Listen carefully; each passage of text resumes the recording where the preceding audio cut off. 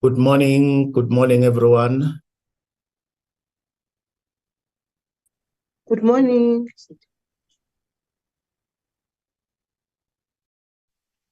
Morning, C. Morning, C.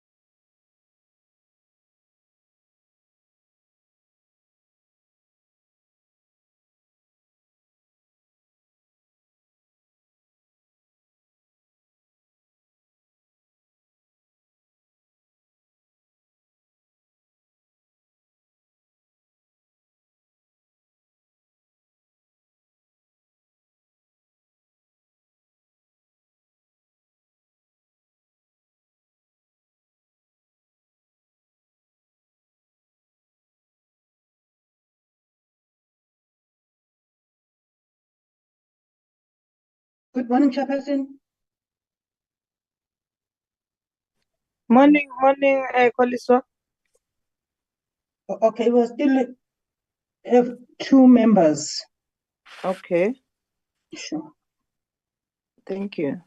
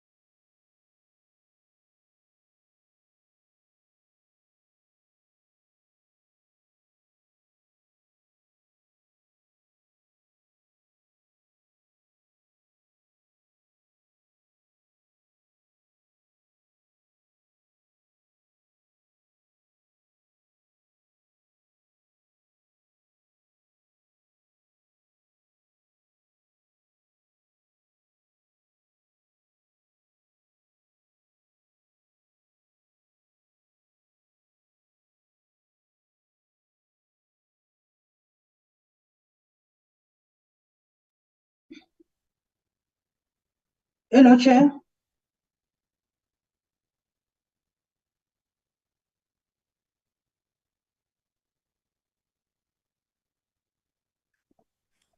Hi, Good morning, Koliswa. Chairperson, and good morning to our guest.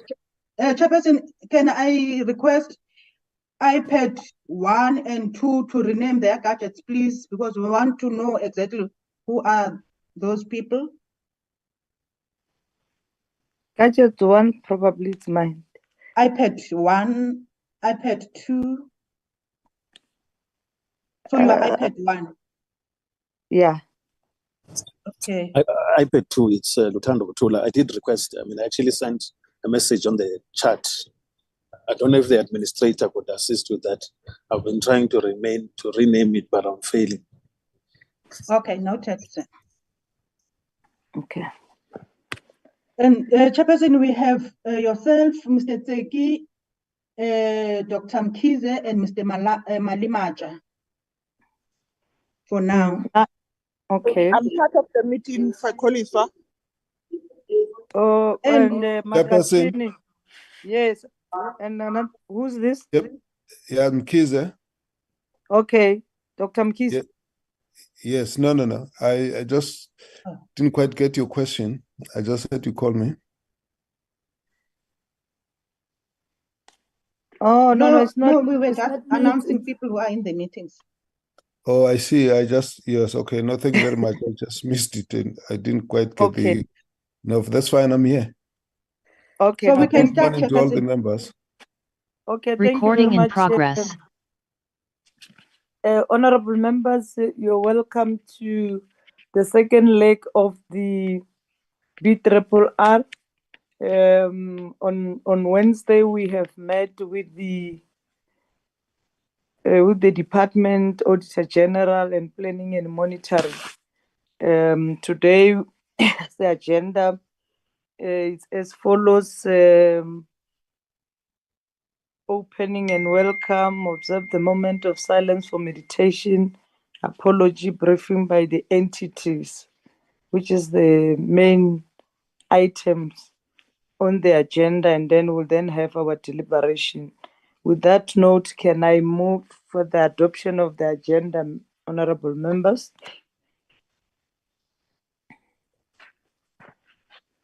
Can I get the mover for the adoption of the agenda? Honorable Mandisa? I move, Chair. And Honorable Malimaja? I second, Chair. Thank you very much. The agenda is duly adopted. I will request that we observe a moment of silence for meditation or prayer.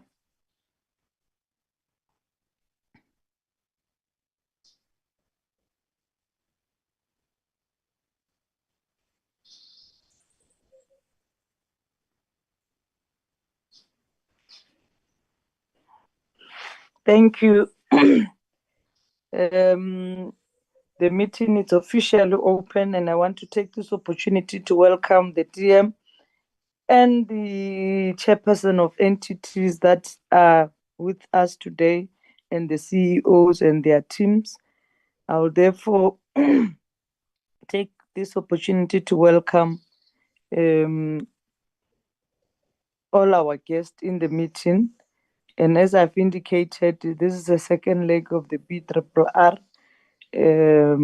We have met with the Auditor General. We've been briefed about the financial status of the sector in totality. And we planning and monitoring actually has updated us in terms of how the department has performed in terms of achieving the MTF targets and the challenges that they're still there in the sector. With that, I will then hand it over to DM Chwete to introduce the team from the department and hand it over to them to start with the first entity, which is a Home Builders Registration Council. You have only from 9 to 10, and then followed at 10 o'clock should be National Housing Financial Corporation, and then 11 o'clock, then we'll have Housing Regulatory Authority. So you share this time with your chairpersons to make remarks. DM? Good morning, Chairperson. Sorry, can I announce the apologies? Yes. Okay.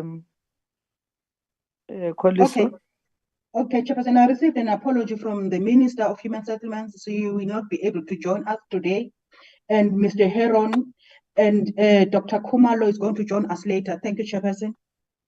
Okay, thank you very much.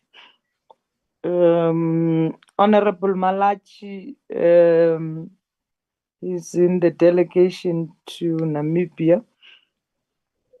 So he called me, but he was going to get the spot where he can join the meeting in where he is.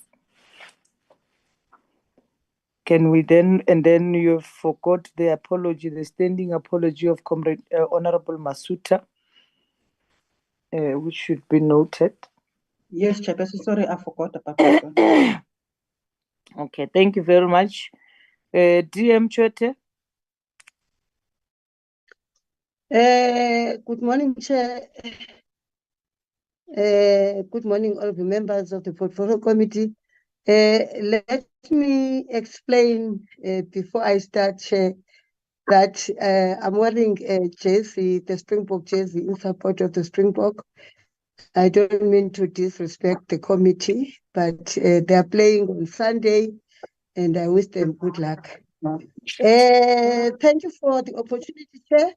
I'm going to switch off my camera because sometimes it troubled me when the network, sometimes it's not there if you have a camera on. I started by greeting everyone and delegates from the department led by Acting DG Ms. Dumalisile. We also have with us the following entities, as you mentioned them, Chair, the National Home Builders Registration Council, led by Chairperson of Council, Ms. Nomusa Mafumat, the National House Finance Corporation, led by Chairperson, Ms. Lutando Vutula, the Social Housing Regulatory Authority, led by Chairperson, Ms. Musi Mso. Honorable members, as per the invitation, we're here with the three entities to brief the committee on the audit outcomes for the 2022-2023 financial year. Chair, just another day, we learned that we have been understating our achievement in the sector. The 2022 census report reflects that 88% of the population live in formal dwellings, which a great improvement from 1996 report, which set at 65%. We have a responsibility to work hard in ensuring that the 8% which still lives in informal dwelling is not left behind. The three entities, Chair, have appeared before this committee early this year to update the committee on progress made with findings of the Auditor General. Chairperson, I would like to highlight what was noted during Auditor General presentation this week on the three entities who are tabling today. All three entities received unqualified audit report. NHBRC must be commended on achieving 89% of their targets. NHFC has filled some of the key vacancies and further needs to be applauded for appointing the first female CEO in 27 years. This is indeed a very progressive move by the entity. SHRA has also filled some of the key vacancies to ensure stability. Again, the minister has worked very close with the entity to ensure that the stability is kept, and you will still remember there was no stability here in this entity's chair. And since the minister came into this department, then everything in terms of the entities, it was improved. Then can now keep improving as they continue to deliver on their respective mandates.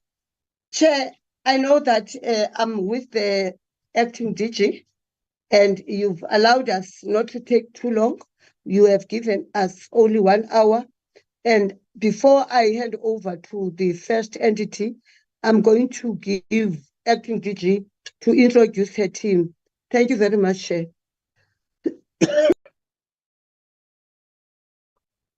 Thank you, DM, Chairperson, honorable members. Greetings to the colleagues and the chairpersons of the entities.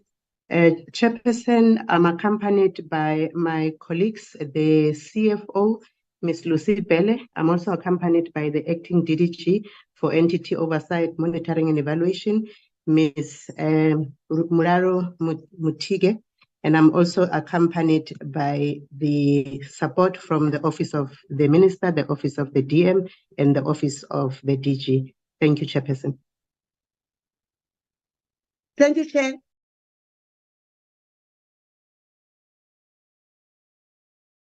Thank you very much, DM. Let's not waste time and go to the entity NHBRC. We'll start with the chairperson,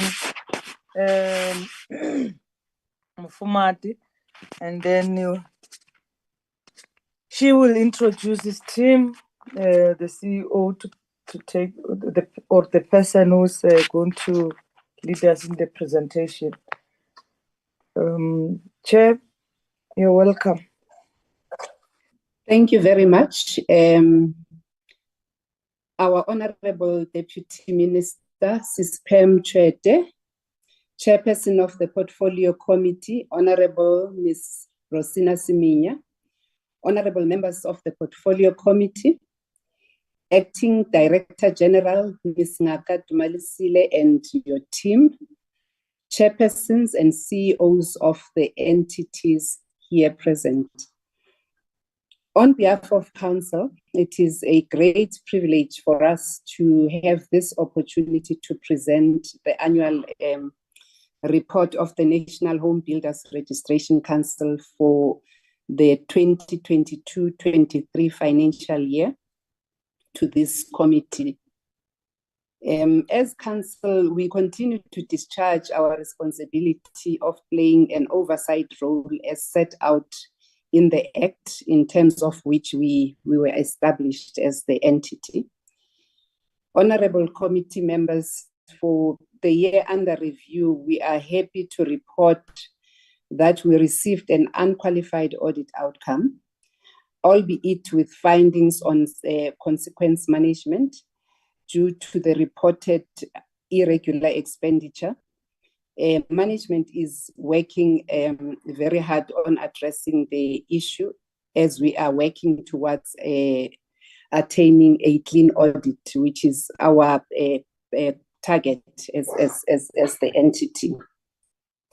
During the year, we also, as the entity, together with management, introduced innovations aimed at improving our functional performance as well as visibility as the entity. Details of this regard will be supplied by the CEO when he presents the report on behalf of our council. Chairperson, I then humbly request you that you allow the CEO, Mr. Songezo Boy, to present to the committee. Thank you, Chair.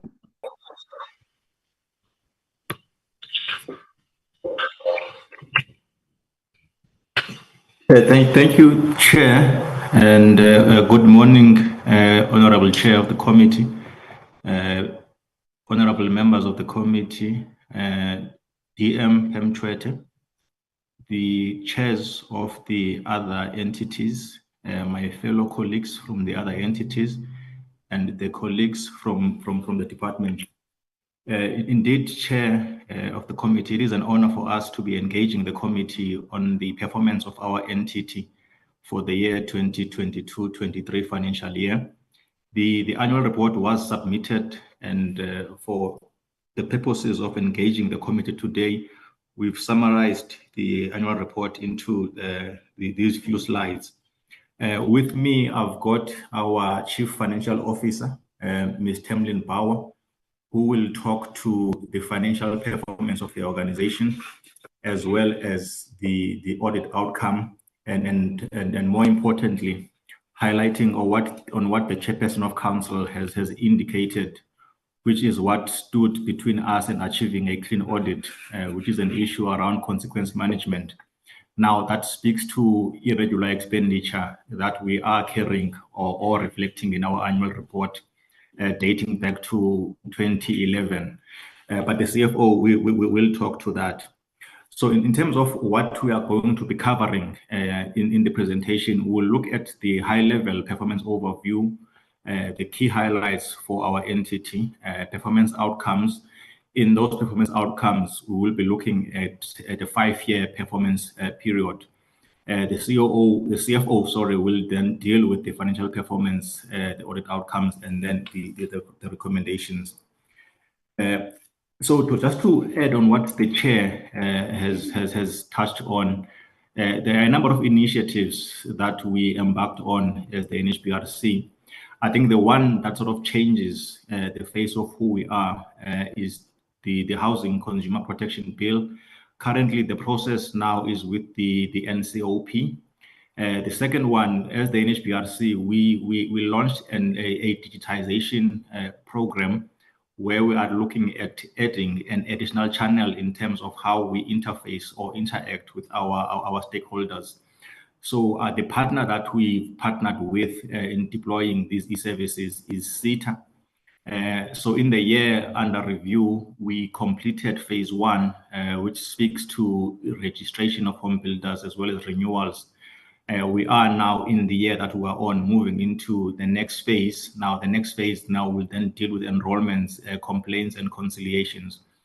In terms of empowerment of women, so there is a program that we had with GIBS in 2022-23.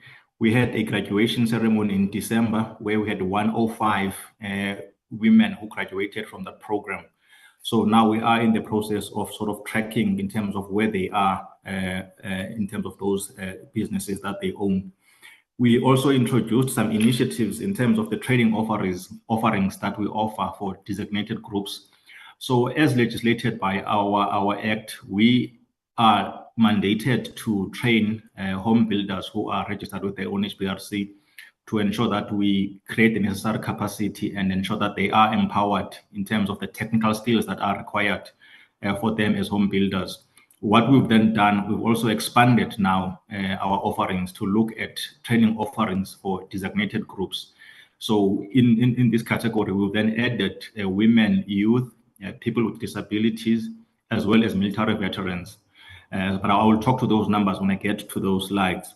The chair of council did indicate that we got an unqualified audit outcome. It is an improvement from our performance in the prior financial year. But the only issue that the CFO will talk to is the issue around consequence management, which the AG flagged in our audit report. And the last thing on this slide, there is work that we are doing in the IBT space in terms of what we are doing in advocating for the role of IBTs as an organization. So there will be engagements with the sector at large in terms of how we are positioning the NHBRC, as well as the engagements that we are seeking to have with the IBT players in this space. So, Chair, in terms of our performance overview, so in this slide, we are reflecting our performance over a 5-year period, starting from the 2018-19 financial year, being a low base where we achieved 79%. Now, that then moves up to the 89% that we are reflecting on in the year that was audited. So there are KPIs that we did not meet. I will talk to those in the next few slides, as well as touch on the interventions that we have then implemented to try and ensure that we are dealing with those KPIs. So in terms of the performance on our performance information, so in the prior financial year, Chair, Honorable Chair of the Committee and Honorable Members, we received a qualified audit outcome on performance information. So in the year 2022-23, we then had to put in place in interventions and initiatives to ensure that we then see a turnaround or improve our performance in that particular space.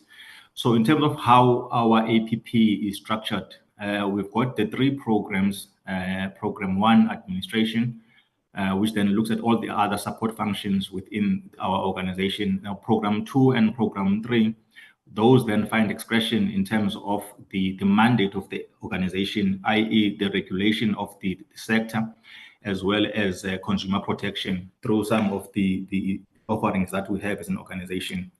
So in this slide, honorable members, we 26 KPIs as an organization, and of all of those 26 KPIs, we met 23, which then translates to the 89% that we are reporting on.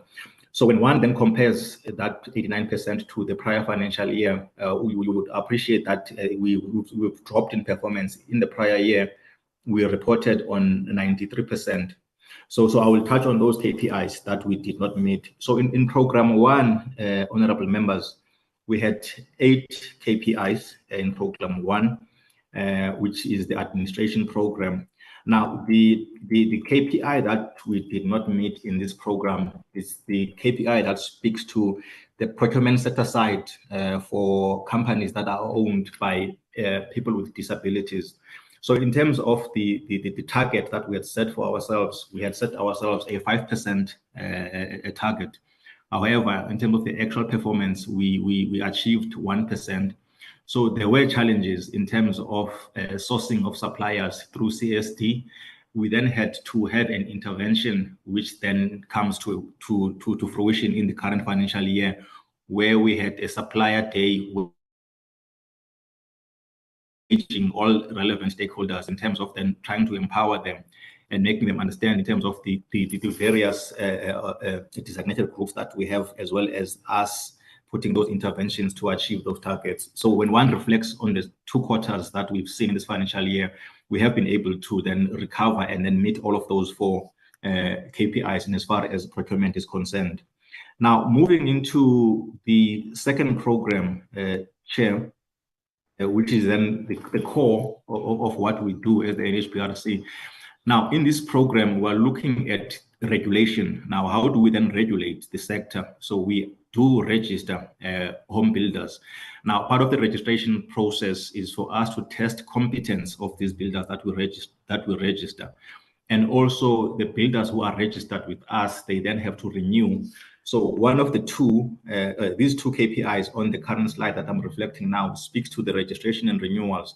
So we did meet our targets as reflected on this slide. The other targets that are contained in Program 2 speaks to inspections. Now, inspections of homes in subsidy and the non-subsidized sector. It is an area, even though we are reflecting it as being achieved, we are mindful of the challenges that have been raised, specifically around our inspectors through the various platforms that we've engaged in, i.e. there are issues, ethical issues that have been raised with us as management in as far as the conduct of our inspectors is concerned. And it is an issue that is being taken seriously by our council. So there are a number of initiatives that are currently being done to address this issue. The first one is working with SACPCMP to capacitate and professionalize our inspectors. The second one, through the directive that came from the minister, was for us to start instituting lifestyle audits on our inspectors. So that process has started. And the third one is now looking at how this inspection function is modeled. So we have reviewed it and came up with a revised inspection model, which then speaks to co-sourcing in as far as the execution of this function is concerned, where we are looking at having some numbers of our inspectors in-house and a component that is outsourced. But it is something that council is exploring that we would then want to implement in the next planning cycle. Now, there is also within the same program enforcement. Now, where we are looking at DCs for all the area and home builders who are not complying to the housing code.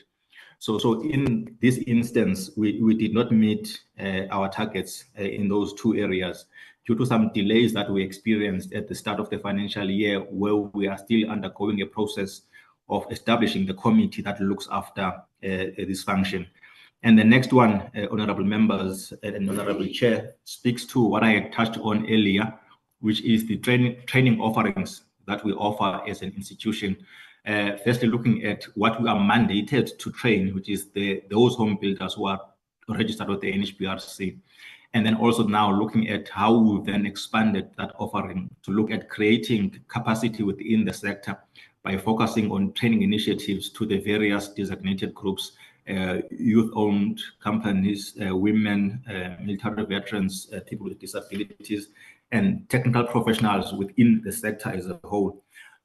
The issue that would have been raised through engagements with the committee in the past was the issue of what is the NHBRC doing in ensuring that, yes, we do train to create capacity. Having trained these learners, what then happens to them? We have tracking mechanisms in terms of tracking where these people are who would have undergone our training programs. So it is an area that we are looking at, and quite important within this area as well, Honorable Chair and Honorable Members, is the creation of exit opportunities. Now, to say how do we then ensure that then we engage with various stakeholders within the sector to ensure that those learners who would have undergone our training find employment opportunities within the sector. So those discussions are currently ongoing. The last program, which is quite material, it speaks to consumer protection.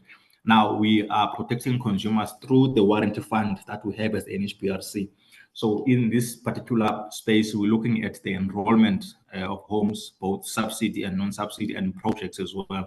So in this instance, we are not reporting on numbers. So what we were doing in the past, Honorable Chair, we used to report on numbers, but there was an issue that was raised around the efficiency and turnaround times as far as us get those applications approved. So what we then did in the current year, or in the year in question, we then changed that to look at efficiency, the amount of time it takes for the NHBRC to approve enrollments that would have been submitted to us. So I'm happy to report that we've managed to look at our processes and managed to try and identify areas that were resulting in us having slow turnaround times. So we have been able to report in terms of us meeting our targets, and as far as processing all the enrollments that would have been submitted to us within the 15-day turnaround time that we've set for ourselves. The other challenge that we had, specifically around provinces now in our engagement with approving enrollment applications that came through from provinces, we had to start a process of engaging provinces to look at how we standardize the requirements, so that then when we look at province A and province B, the requirements that are, or what they need to submit to the NHBRC, sort of standardized in terms of what we are looking for. It then makes it easy for us then to ensure that then there is compliance throughout provinces. So this is, Honorable Chair, our performance in as far as our performance information is concerned, where we achieved 89%. So the next section of the annual report speaks to the financial performance as at the end of March 2023. With your permission, Honorable Chair, I will ask the CFO just to talk to the members regarding how the entity performed in as far as its finances are concerned. Thank you, Honorable Chair.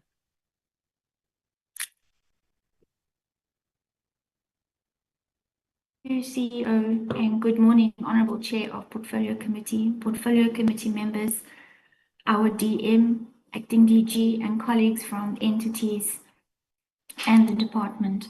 Thank you very much for the opportunity to present our audited results, financial results, as well as our audit outcomes. In terms of our finances for the year ended March 2023, we achieved a net surplus of 396 million. This surplus is a function of our operations as well as the performance of our warranty fund. I would just like to highlight to the members that the comparative numbers for 2022, they are a bit inflated, as we had quite a large audit adjustment last year as a result of our audit report. So that had the impact of inflating our revenue and overall net surplus.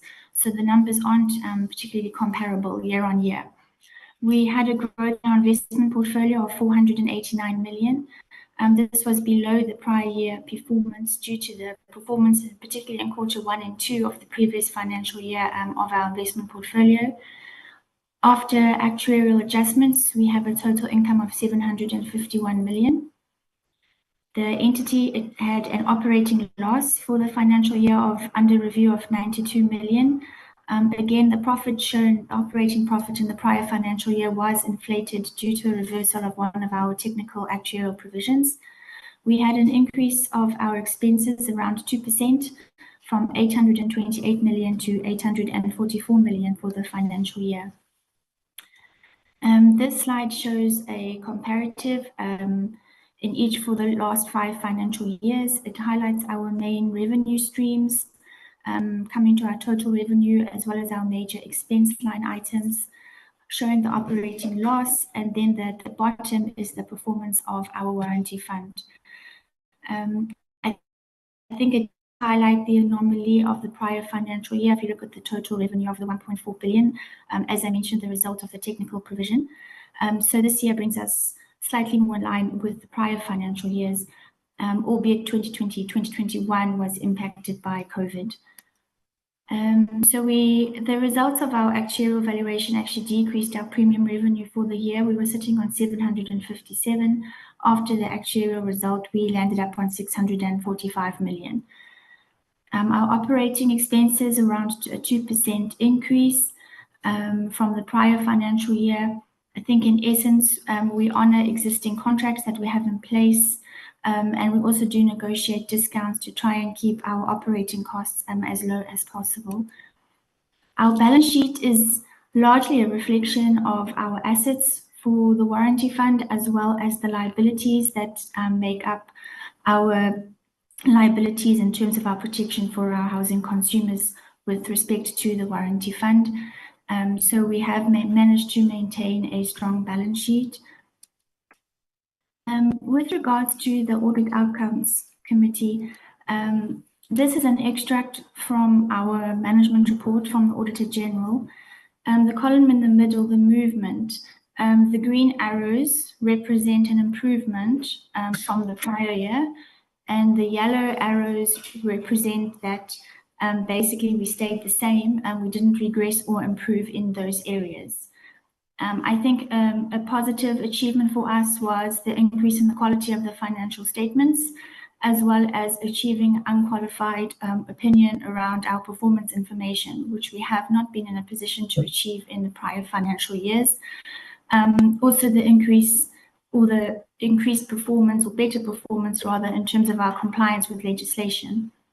I think, as highlighted by our chair in the opening and the CEO, the issue that we had in this financial year that stood between us attaining a clean audit was the issue of consequence management.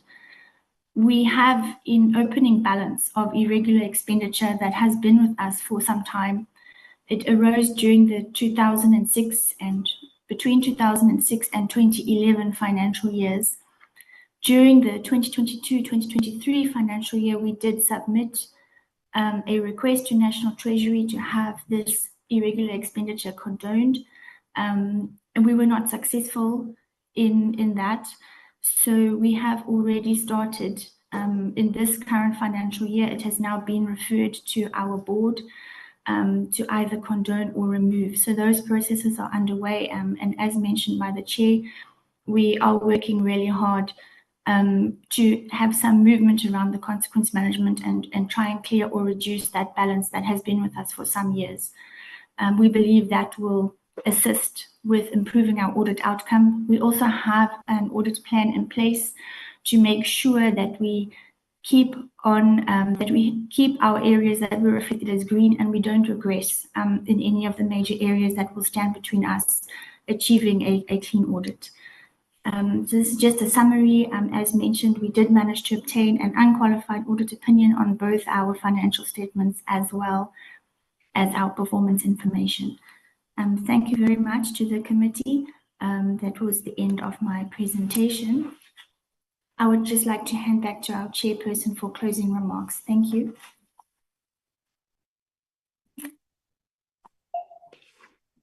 Thank you very much, CEO and CFO. I will then hand over to the chair of the portfolio committee.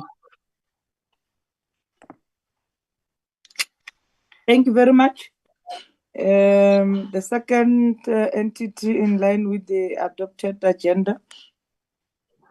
Koliswa, which one is that? Is it NHFC, Chairperson. Yes. All right. Yes. Yeah, you're welcome. Yes. Come in. Thank you very much, Chairperson, honorable members. Let me remind you, you have 1 hour. Yes. Yes. Yes, my name is Luthando Mutula. I'm the chairperson of NHFC, chairperson, and also greetings to the acting DG and colleagues in the department and also colleagues from other entities. I think from our side, chairperson, we will also not take long. We promise to stick to the time allocated to us. Last year, was quite an interesting year for us. From an audit perspective, there has been some improvements. I think economically, as you know, Chairperson, that we operate in the financial services. So there has been some tail and headwinds. So when you look at our numbers, you will begin to see what the tailwinds were in terms of interest rates going up. But also when you look at our book, it's been under pressure because people have been under pressure, whether it's inflation, whether it's interest rates going up, therefore non-performing loans increasing. So that's what really we have been looking at as NHFC. Another focus area for us as a board chairperson is we continue to work on the HSDB. It remains a priority. First home finance remains a priority, social housing. So that's what we've been driving. But at least what I can confirm, Chairperson and honorable members, is that, the audit for the past year that we are looking at has been better than the last 4 or 5 years. It's as indicated before by yourself, Chairperson, unqualified, and yes, with no material findings, but there are compliance issues that have been raised, and both the CEO, the CFO will speak to it. So without wasting any time, Chairperson, I'm going to invite my CEO just to take you briefly, because we'll assume the information has been sent to yourselves, you've seen it, just the high level, and then we'll ask the CFO also to do a very high-level remark on the financials. Thank you very much, Chairperson. Over to yourself, CEO. Thank you very much, Chair. Good morning to the Chairperson of the Portfolio Committee. Good morning to Honourable Deputy Minister of Human Settlements. Good morning to all the members of the Portfolio Committee, the chairperson, my own chairperson, as well as chairpersons of other entities and colleagues in the department, as well as in the other entities. Thank you very much for the opportunity. I will try to stick to the hour or potentially to less than the hour that's been allocated. And now my presentation is not moving. There we go. All right, I think the chair has already covered the overview with respect to the various salient points in the organization, the future that we are looking at with respect to all the key priorities that stem from the strategy of the entity. CEO, please just show your face and then you'll switch it off. So that. Okay, let me try do that. I hope it works. Unfortunately, my laptop. My cameras on the laptop are disabled for some reason. It's something that our IT needs to assist me with. I just hadn't had time to make sure that it is done. I apologize for that, but I assure you I am even wearing a suit for this meeting, Chairperson. Okay. to honor the meeting. Sorry about that. I'll definitely show my face next time. All right. Thank you. I'll take a picture. Okay, as I was saying, I would just like to, before I get into the performance of the entity for the financial year 2022-2023, I just want to cover some brief highlights, that we have managed to achieve as an entity. To say that, for the financial year under review, we managed to approve close to R1 billion in loans in our various products that we take to market, and that we also dispersed about 750 million rand also in the various products. I think concerning dispersing to designated groups, because that is another priority of ours, to disperse, to try and bring into the mainstream of the economy designated groups that were previously, not active participants and players. This includes women groupings as well as youth-owned entities. So to those specific ones, we have managed to increase our disbursements that we had done in the previous financial year to 274 million rand. So that's quite a significant achievement that we managed to achieve for the year, which we are quite proud of.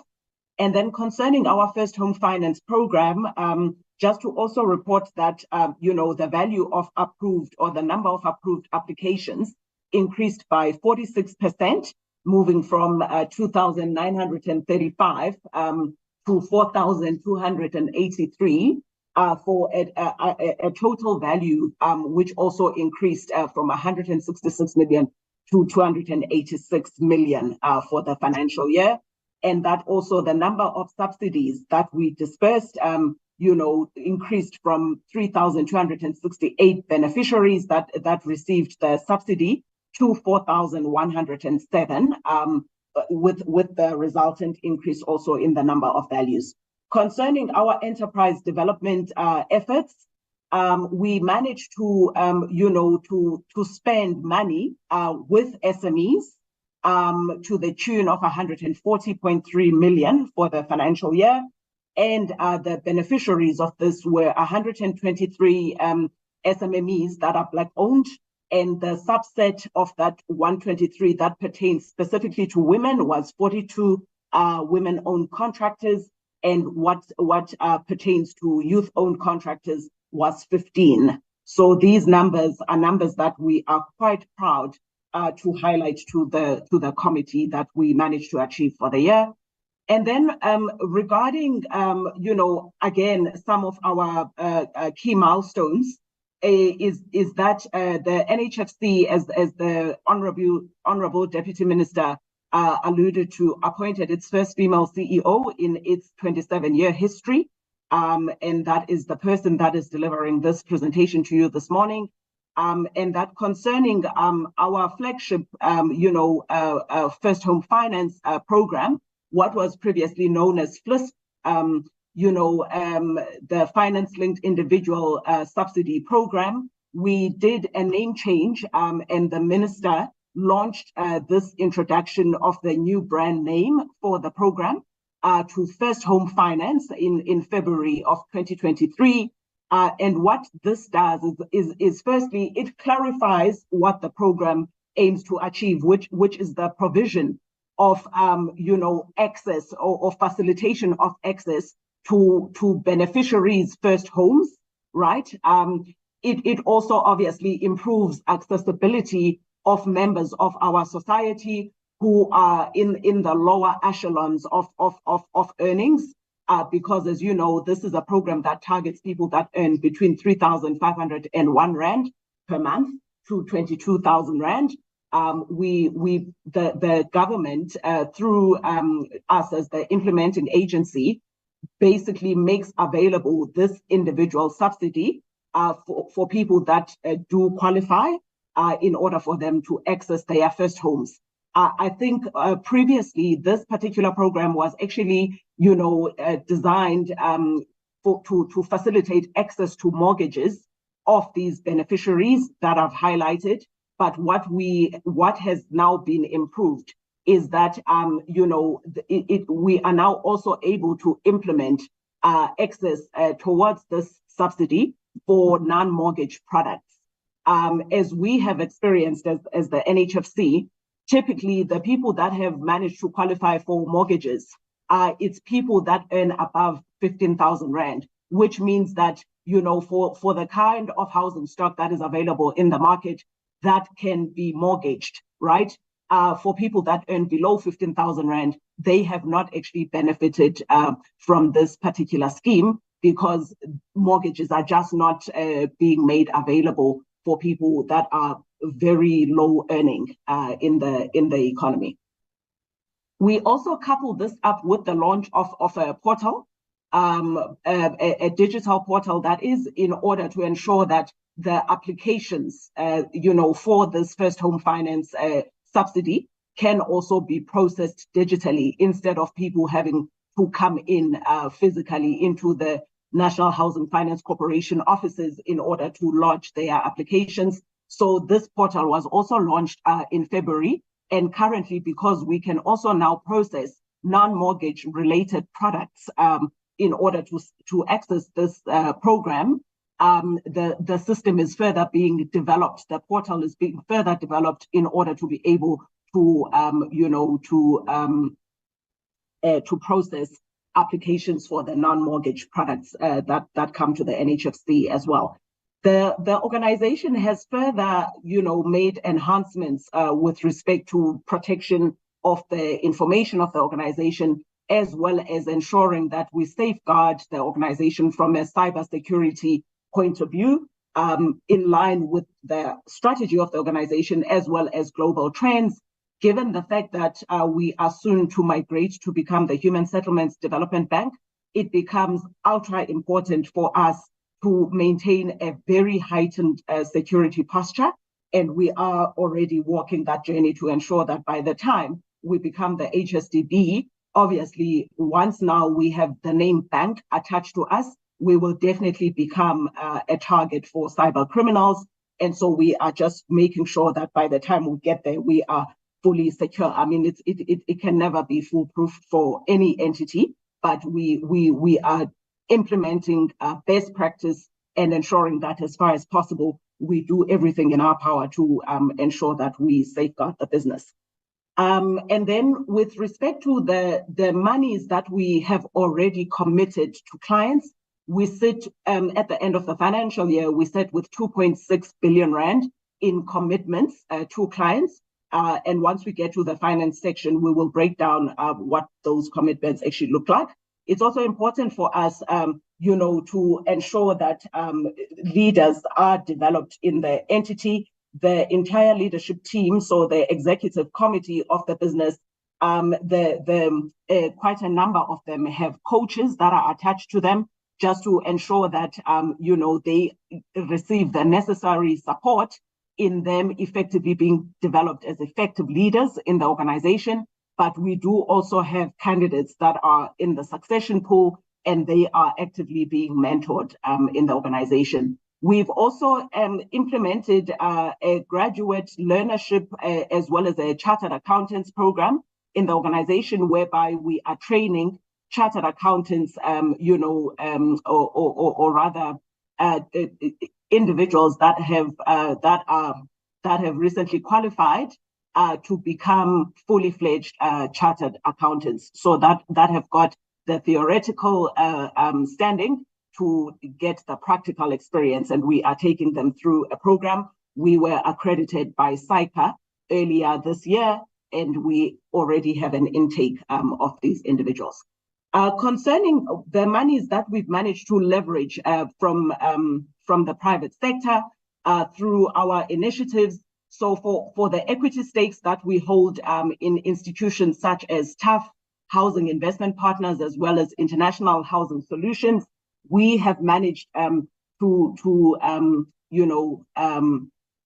leverage 4 billion, 1.3 billion, and 1.8 billion, respectively.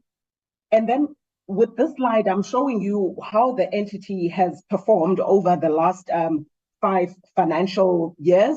And really, you can see that the trend with respect to the cumulative funds that we've disbursed directly into our clients, that number sits at 11.5 billion rand, to the end of March 2023. And the private sector funds that we've managed to leverage set at 28.5 billion, which means that, for every rand that the NHFC spends, we are able to unlock 2.8 rand from the private sector, which is something that we are quite proud of. And then concerning the cumulative housing opportunities that we have facilitated through our lending activities, as well as the leverage funds from the private sector, it's sitting at 800,000 units that we've managed to deliver in the country. And then the bottom right chart talks to the financial performance of the entity, and this is really the surplus that the business has managed to achieve through time. You can see in terms of the trend that COVID had a devastating effect, particularly on the company, but we have since, by virtue of the fact that interest rates have been on an upward trajectory, which has a positive effect, in terms of our revenues, and obviously it does have a positive bearing on the bottom line to the extent that we do not have to impair, any of the loans that we have dispersed into the market. And then concerning the performance outcomes, I think on this one, I will take the presentation as having been read, and I will really summarize that where our performance is concerned as the NHFC, it has really been challenged, particularly concerning our various products that we take to market. I think the first thing that I would like to highlight is that where our bridging loan facility for subsidy housing is concerned, right, there we are really challenged because firstly, the bulk of our book, right, is senior debt facilities. And what that means in a nutshell is that for the loans that we advance, we take security. And where this particular product is concerned, the subsidy housing, right? So this is funding that we make available on a bridging basis, and it's short-term bridging facilities that we make available to this segment of the market, and they are revolving in nature. But because typically they are emerging contractors that are quite small enterprises, right? They are unable to provide security for the loans that we disperse to them. And so in order to solution for that particular program, the NHFC came up with an innovation that says— Chairperson, the slide is stationary. It's not moving, yes. Yes, it's not moving because I'm sorry, CEO. I think CEO has explained that it's not going through the slides, it's just summarizing. Because members, you had the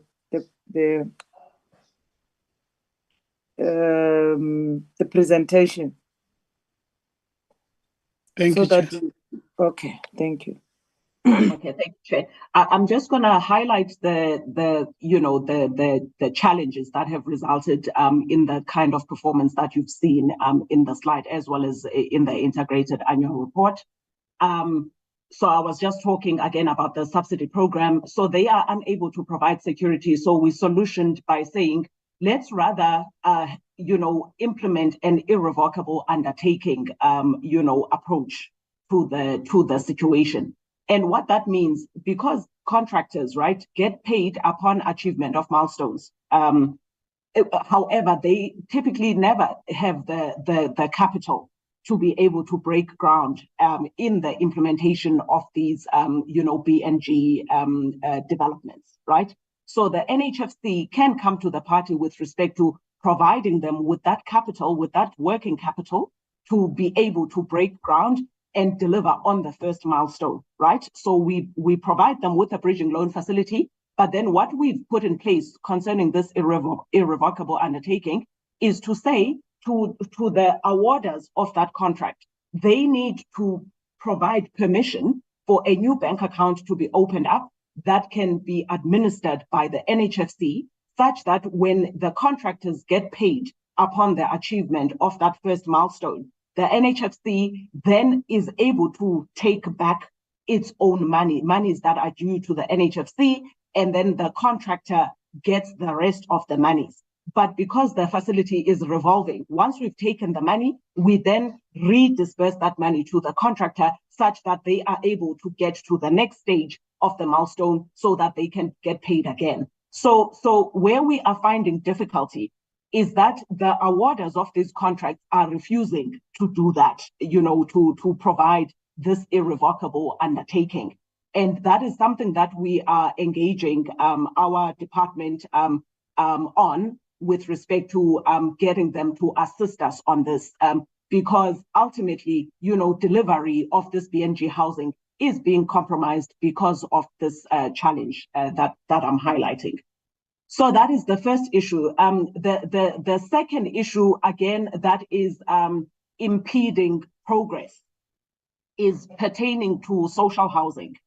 So social housing currently, because of the upward trajectory in interest rates and inflation, by the way, because the first port of call is the inflation that has been affected by global trends, and the Russia-Ukraine war is one case in point here that has, it basically gotten the entire world to contend with a high inflationary environment.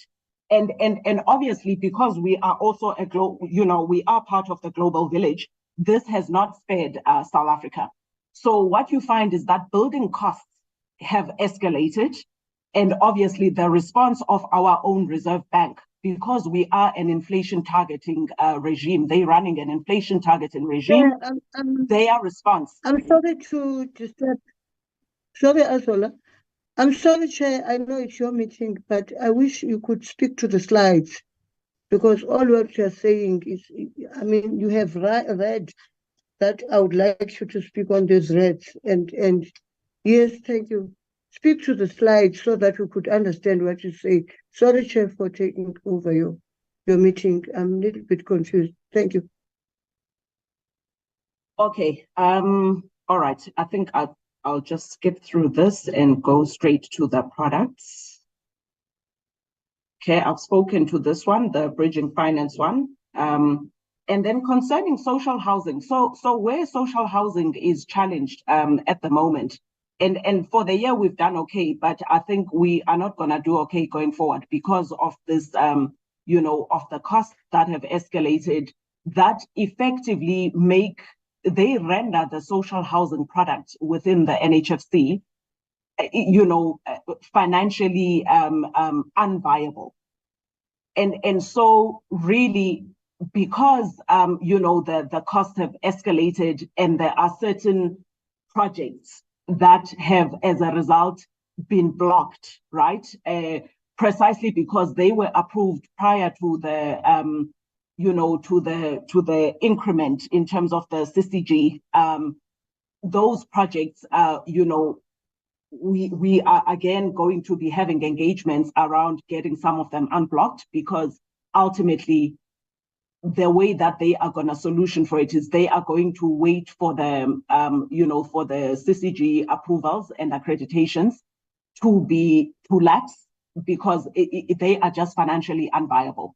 So social housing is going to definitely be compromised. The private rental market, again, is challenged. However, because now there's a revision in terms of the interest rate environment, it is affecting more the affordability of outright ownership, so the affordability of the mortgages. We do foresee that this picture is going to change where private rental is concerned. And then concerning our first home finance and how we have performed. So first home finance, again, we've done the best that we could. we were faced with a challenge of the industrial action in the organization towards the end of the financial year. And this has affected the business, particularly First Home Finance, in terms of the processing of applications. But the number of subsidies that we managed to disperse, that is a good story to tell. And then obviously, because the approval of applications was challenged, the value of approvals were similarly challenged. And then the value of disbursements, yet again, they did not get to a point where we managed to meet the target for the year. However, the amount that we managed to leverage from the private sector, that we exceeded our target quite nicely there. And then the affordable housing on bridging finance, again, we were challenged concerning this particular one, precisely because of the high interest rate environment. So the demand for affordable housing for outright ownership is something that affected both the disbursements as well as the approvals. As the chair tried to highlight at the beginning, the kind of headwinds that face the NHFC in general is that what happens in the macro environment, particularly concerning interest rates, has a direct bearing in terms of our products, in terms of the consumer. So anything that affects the consumer, because ultimately all the things that we fund are for the benefit of the consumer. So if the consumer is under pressure from an interest rate and inflation, cost of living point of view, it has a direct bearing. So a high interest rate environment means that people cannot afford, mortgages. They can't afford to service those repayments. Therefore, they tend to rather rent if they can afford to rent. But what we have seen is that people are even constrained with respect to being able to afford the rentals. So the collections, that our clients are able to unlock have been challenged. And obviously what that has a direct bearing on is the non-performing loan book of the NHFC. So all of these things are interlinked, but at the, right at the beginning of it, it's the interest rate environment that then informs what happens, in our value chain. And then this particular program talks to our transformation targets. What have we dispersed, to designated groups? I did highlight that the picture is, is better than it was in the previous financial year, but we still did not meet our target. This is as a result really of the pipeline, because in order for us to disperse, we need to have had transactions approved first and foremost, right? And so, we didn't meet our targets because we are not getting enough designated groupings that are coming to the NHFC with financially viable transactions that can then be approved through the governance structures of the NHFC. And obviously, the last end of the mile is the disbursements. So will they be able then, are we then going to be able to be dispersed? That is informed by what is coming through the funnel with respect to the pipeline. However, we are addressing this situation, I must say, already, because we are, coming up with incubation programs and other initiatives to ensure that we are able to provide, the technical support to these designated groupings and emerging, developers to ensure that at the end of the day, they are able to bring to the NHFC financially viable projects that can then be funded by the NHFC. So the situation for now is not great, but there are interventions to ensure that this situation does indeed improve. But concerning our disbursements to BBBE compliant companies that are in levels that sit within levels 1 to 4, the situation is very much a pleasing one. because we've far exceeded our targets where that is concerned. And I think the same dynamic that applies to designated groups does apply to the Black-owned entities as well. But as I said, we are intervening as the NHFC in this regard. And then concerning our strategic investments, based both on the value of disbursements side as well as value of approvals, this area has been particularly challenged. And, you know, it all bears, you know, it talks to the kind of instruments that we have had available.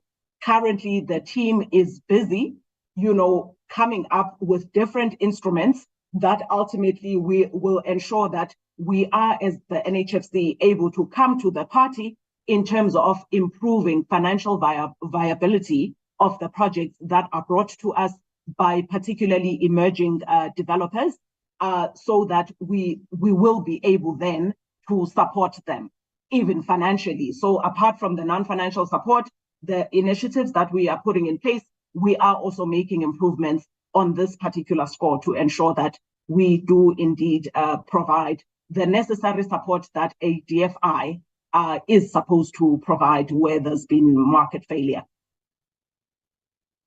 And then at this stage, I would like to hand over to the CFO of the NHFC to take us through the financial performance as well as the outcome of the audit for this financial year. Thank you, Chair. Thank you, CEO.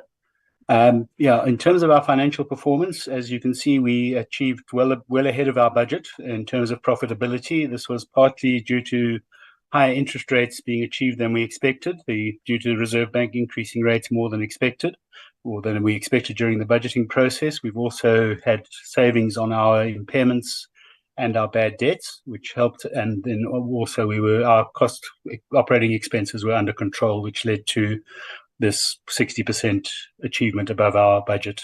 Next slide, please.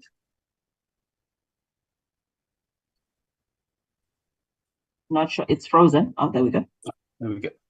In terms of our financial position, you'll see that we've slightly increased our loan book, not as much as we'd have liked to. And this is because a lot of the loans we were issuing in earlier years were short-term, so paid back. So during the low interest rates cycle, it was a lot of people who were buying houses. So we were basically providing bridging finance to contractors, and they then settled those debts, which meant that when we started issuing social housing recently, all the earlier debts had been repaid. So the bridging finance that we did provide there provides for 2 to 3 year loans, whereas the social housing and private rentals provide between 15 and 30 year loans, depending on how the project works. In terms of the cash and cash equivalents, while we do have a large amount of cash in the bank, you'll see that we have commitments amounting to 2.6 billion. So that cash is very much committed. We land up issuing, when you issue for example, a social housing loan, the loan will be issued this year and contract signed, and the client will start the building. They'll use their SHRA grant first, and then in 2 years' time come back to get the money from us. So we do land up sitting with some of this funding that is committed but sitting in our balance sheet still. Next slide, please. In terms of our key financial indicators, these all look a lot better than budgeted, and that's as a result of the improved profitability that we achieved. Our cost to income ratio is much lower than budgeted, which is a very positive outcome from my perspective. In terms of our return on equity, we achieved 4.4%. Now, what we need to achieve to be a sustainable state-owned entity is to exceed inflation over the long term there. So while it is better than budgeted, we still need to improve on that, and there are processes underway to ensure that we do improve on that. Our debt to equity ratio is very low. As a financial institution, we probably need to borrow more, which will enable us to have bigger impact in the market. So that's where we are looking, and we are looking at doing things in that regard. You'll see the loan book growth, as I mentioned, not really nearly as high as we would have liked it to be, somewhere between 9 and 10%. We only achieved 2.5% growth. Next slide, please. In terms of our audit outcomes, we achieved an unqualified audit opinion on both the financial statements and on the performance objectives. However, we did have a material finding on non-compliance with legislation where there was a large irregular expenditure related to a contract signed in 2020 that we discovered as NHFC had not been properly approved by the board. It had been signed off by Treasury, but somewhere there was a slip and forgot to get to board before this contract was signed, which led to that being an irregular expenditure. In terms of material irregularities, the NHFC has never had a material irregularity identified by the Auditor General. Next slide, please. As you can see, on the left is our current outcomes. The previous two columns show the previous outcomes, and you can see a lot of the red is now changing into green. So just one item left for us to clear before we have a clean audit. And the goal, obviously, as NHFC is to have a clean audit in the current financial year. Next slide, please. From the Auditor General's report, they've recommended that we submit our reports to the Treasury in time. There were a couple of late submissions, which we have now sorted out. We had a couple of issues with our register. These are things that were not reported on in terms of as material, but they were minor findings that the AG found, which we are implementing. And we are busy in improving on all of these. We have an audit action plan that has gotten to the audit committee, and it's enabling us to improve on all the audit outcomes going forward. So that not only do we get a clean audit, but we have a much shorter management letter from the AG. Next slide, please. And this is what we're actually doing to address those findings. A lot of more rigorous review of our financial statements. We found some expert opinion that we received on valuations in the report were incorrect, which the AG picked up, and we have now made sure that we actually look at those a lot better and making sure that all of our registers are updated. And we're also busy trying to procure an enterprise resource planning system because we have some very old IT systems in place. Next slide, please. In terms of our irregular and fruitless expenditure, as you can see, we peaked in 2022 and we are dropping downwards very rapidly. And the goal is obviously for this current financial year to ensure that we have no irregular or fruitless expenditure. Okay, next slide, please. Okay, I'll hand back to the CEO for the recommendations. Thank you. Yeah, so thanks very much, Portfolio Committee members. If we can basically recommend for the Portfolio Committee to note our presentation that we've delivered here today for the 2022-2023 financial year. Thank you very much. I'll hand over to the Chair of the NHFC to conclude. Thanks. Thank you, CEO. Thank you, CFO, Chair. That is our presentation, and thank you to the Chairperson and honorable members. Thank you very much. And they jump in at that 1 hour, Chair.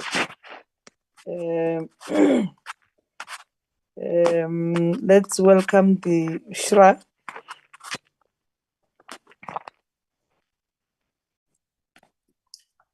Thank you, Chair. Greetings to you, Chairperson of the Portfolio Committee, honorable members of the committee, our honorable Deputy Minister, DM Pemtshwete, fellow chairpersons of entities, acting DG and team, DDGs, CEOs and CFOs of entities. Good morning, Chair, all protocol observed. Chair, I appear here today, albeit virtually, on behalf of Council of the Social Housing Regulatory Authority, accompanied by my CEO, Mr. Sandile Lutuli, and our CSM Corporate Services Manager, equal to a CFO in other entities, Ms. Amanda, Lorato. to show faces, please. Okay, apologies for that.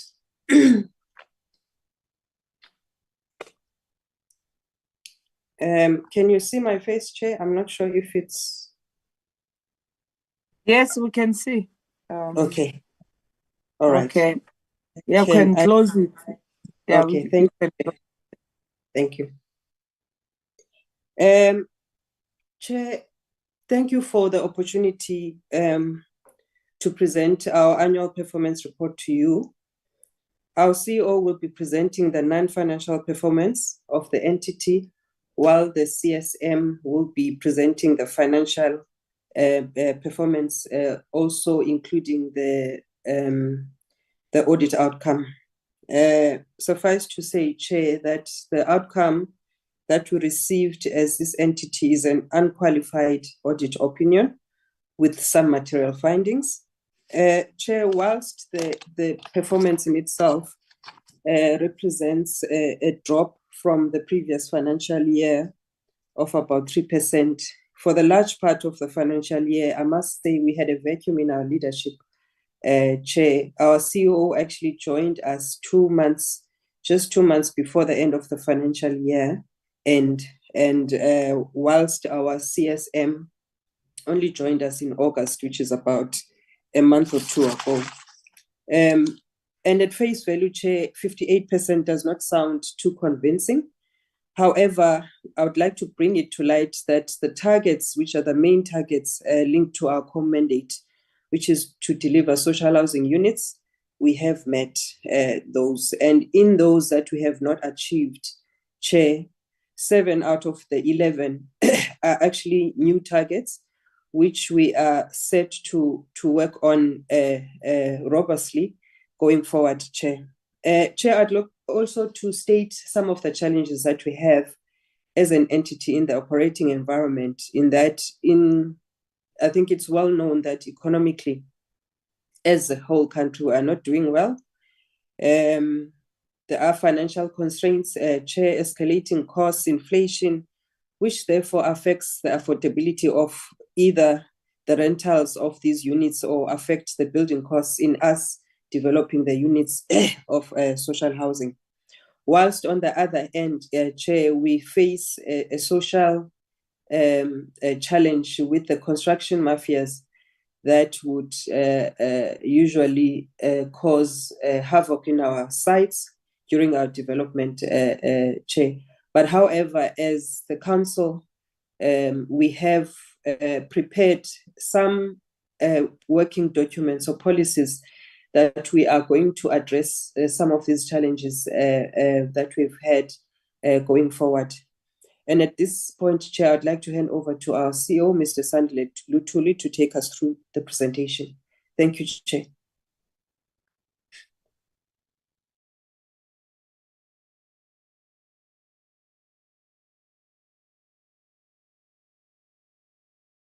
Mr. Lutuli. Yeah. Good morning, Chairperson of the Portfolio Committee, Deputy Minister Chwete, members of the Portfolio Committee, the Chairpersons of entities, my colleagues, the CEOs who are here today, the Director General, Acting Director General of the department, all senior officials of the department, all protocol observed. I greet you. We are, Chairperson, we are here to present to the Parliamentary Portfolio Committee on Human Settlements the annual report for the year ended 2022-23. So on a summary basis, as my Chairperson has indicated, some of the key program outcomes is that the SHRA was able to facilitate the delivery of 3,100 units that were completed. This is up just over 400 units from the previous year, with a tenancy uptake of about 90%. In respect of the MTSF, 10,819 units have been completed, which translates to 60% of the revised MTSF target. In terms of partner organizations, we have 84 accredited institutions. Of the 84, 21 have stock under management, and we are working with the 63 that do not have stock under management to make sure that we close the gap. From a program expenditure point of view, CCG expenditure for the current year was 769, call it 770 million, against a target or allocated funding of 791 million, representing a 97% achievement. The other key program, which is more the market making type program, the expenditure there was 11.8 million against the target of 23.5, allocation of 23.5, representing a 50% achievement. And again, this area is receiving focus to make sure that we are able to reach areas outside and grow the social housing portfolio. As the chairperson indicated, overall institutional performance was 58%, that being 15 out of 26 key performance indicators that were achieved. We are now beginning to regularly monitor the in-year performance and implement various remedial actions as guided both by council, but also as directed by ExCo to the management teams to make sure that our performance improves. On the people aspects, as at the end of the financial year, the vacancy rate was high at 21.4% out of the total headcount of 44 people within the SHRA. Other key highlights, it's the residential rent relief program that members will be aware of, a COVID-19 specific program. Out of this, we had approvals of 15.5 million.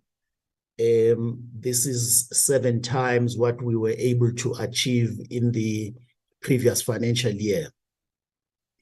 The minister also, and picking up from a point that the CEO of NHFC made, there was an increase in the consolidated capital grant during the year under review, from 271,687 per unit to 328,000, in an attempt to make the underlying projects a little bit more viable.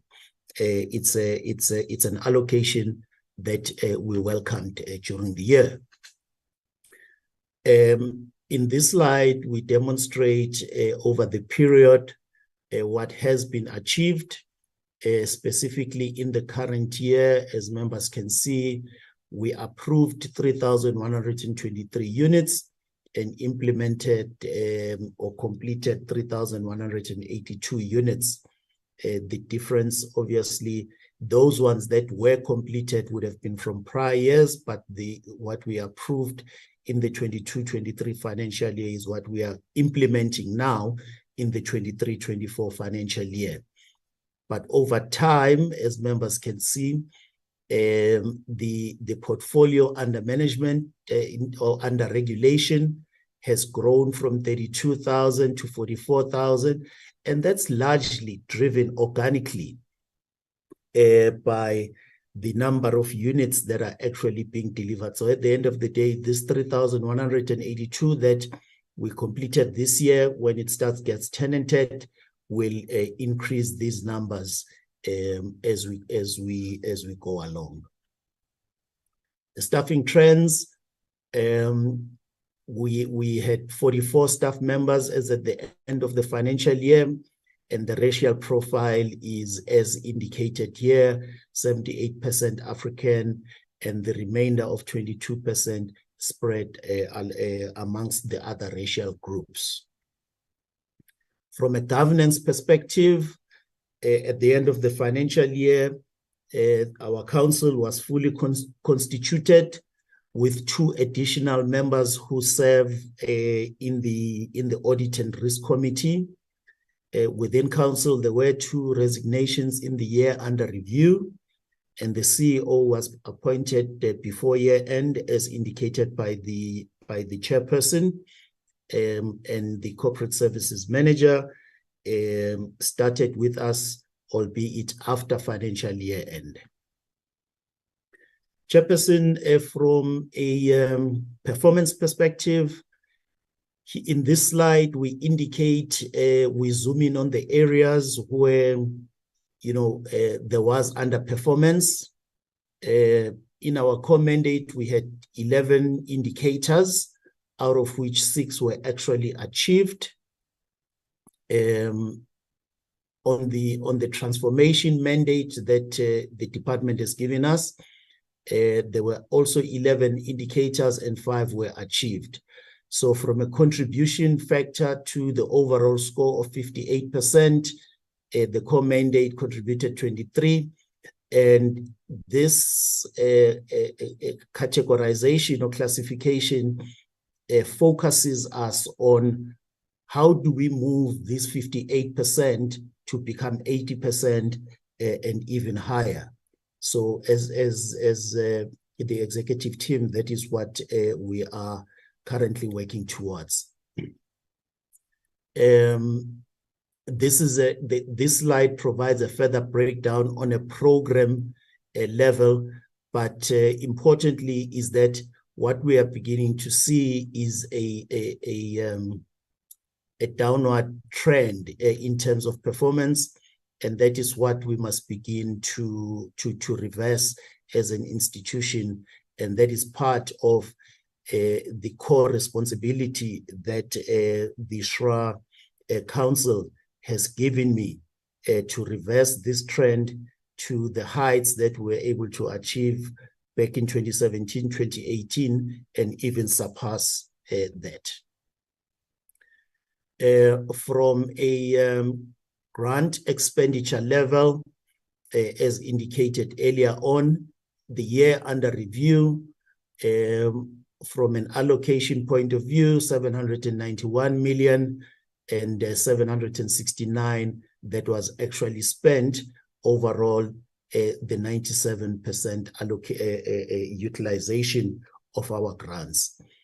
On the institutional investment grant, there is the 50% that I spoke of earlier on, and the effort now being put is how do we increase this bar such that we achieve a parity as we are almost achieving on the CCG side.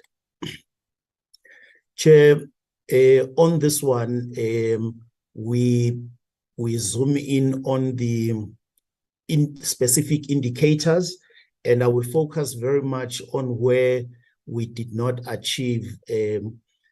The rental boycott strategy was not approved as at year end.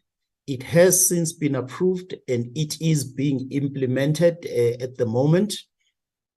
This is an area of great worry for council and for ourselves as members of the management team. And if I can digress, Chair, with your permission, we have begun to see certain utterances coming through from councils and other political office bearers that are seeking to convert the objects of the social housing program into a rent-to-own. The SHRA has put out a statement that unequivocally indicated that the objects of the social housing program is rental. But we do think that an authoritative voice like this portfolio committee could also add some weight in this regard. Thank you, Chair. Then on the procurement indicators, we struggled on the procurement from businesses owned by youth, as well as of those with people with disabilities. Through our SDNT, we have now entered into MOUs with the Youth in Property Association as well as the Disability Chamber as part of the efforts to actually reverse this and turn them into green, like all the other indicators where we have managed to achieve. On the performance of the delivery agents, the target there was to achieve 65%. We were only able to achieve 56%. Some of the challenges that there are benchmarks that have been set for these entities to achieve. Some of them did not achieve, whether it's on the debt service cover ratio because of increased interest rates, or on the maintenance reserve fund, or some of those key elements that we actually monitor.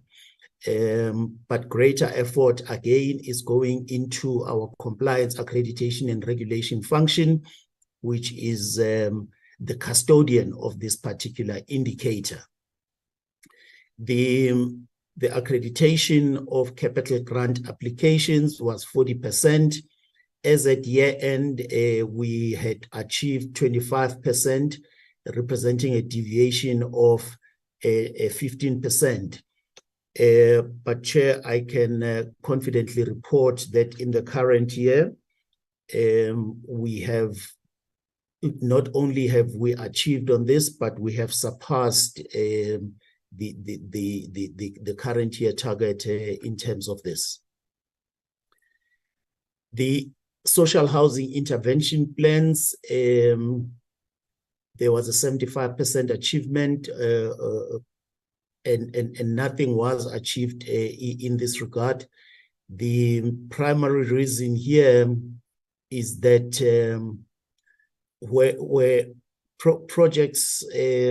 some projects were not viable because of the lack of bulk infrastructure.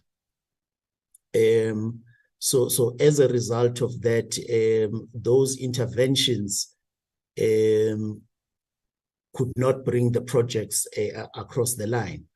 Again, on the municipal support program, the municipal support interventions were done, but those needed to be followed by demonstrable projects that come out of those municipalities.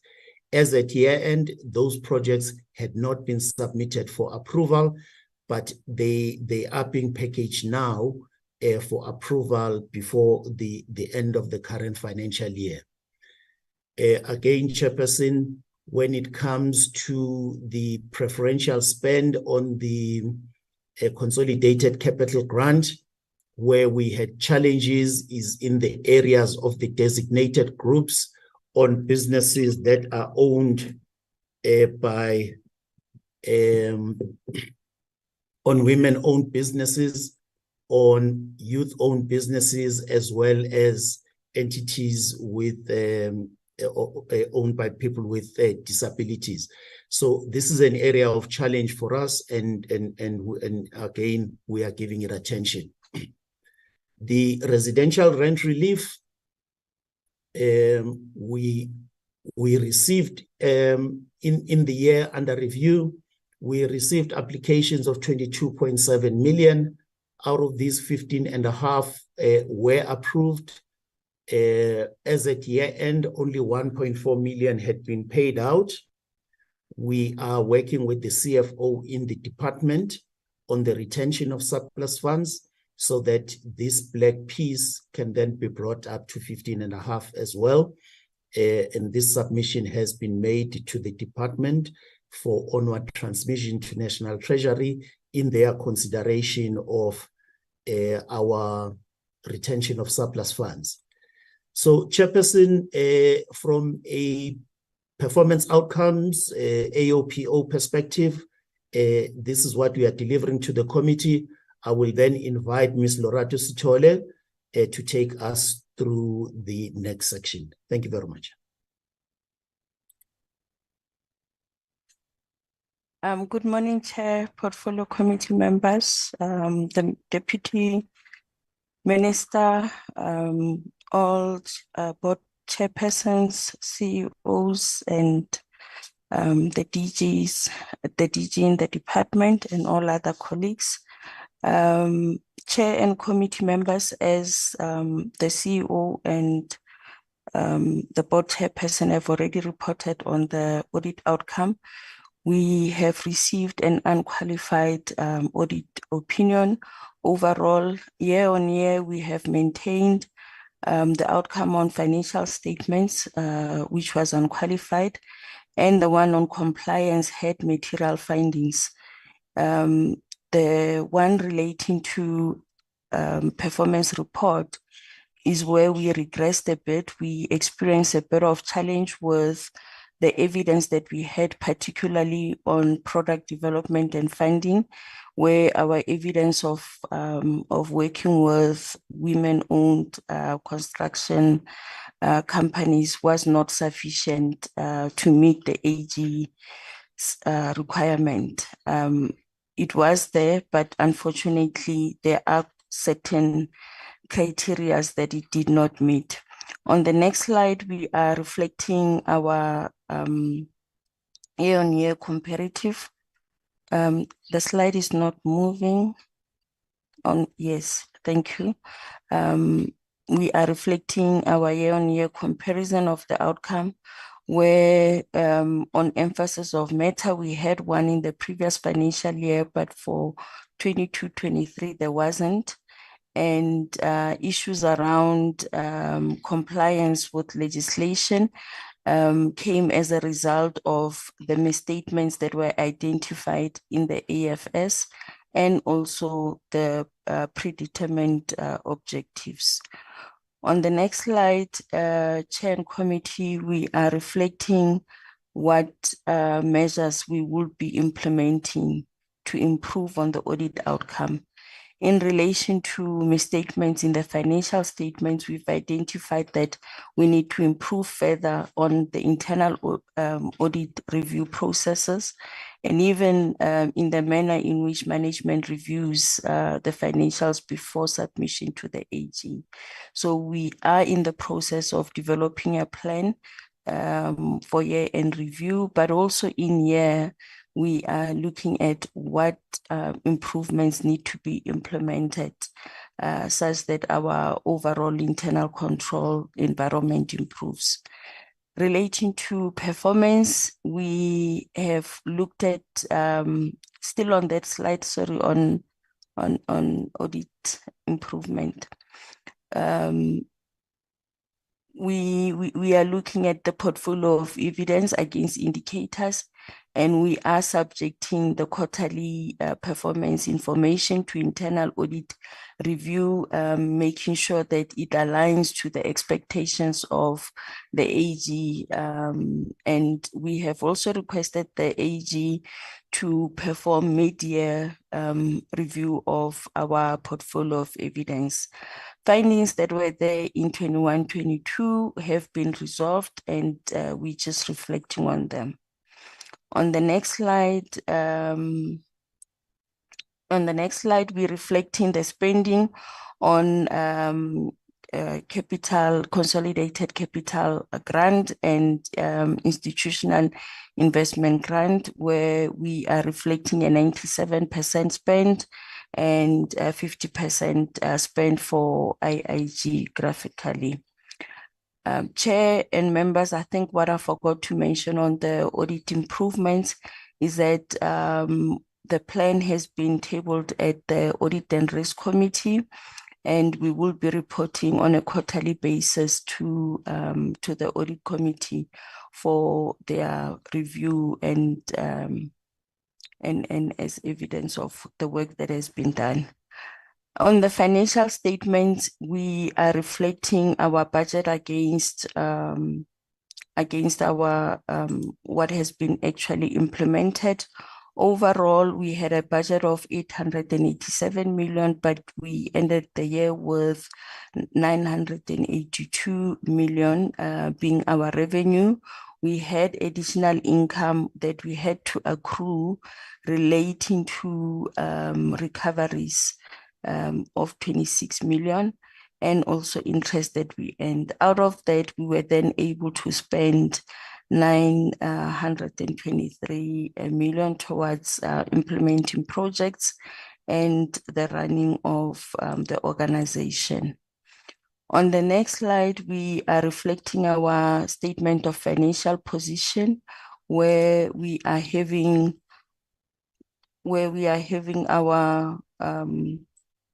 our assets and assets exceeding our liabilities. We are solvent and liquid with current assets exceeding current liabilities.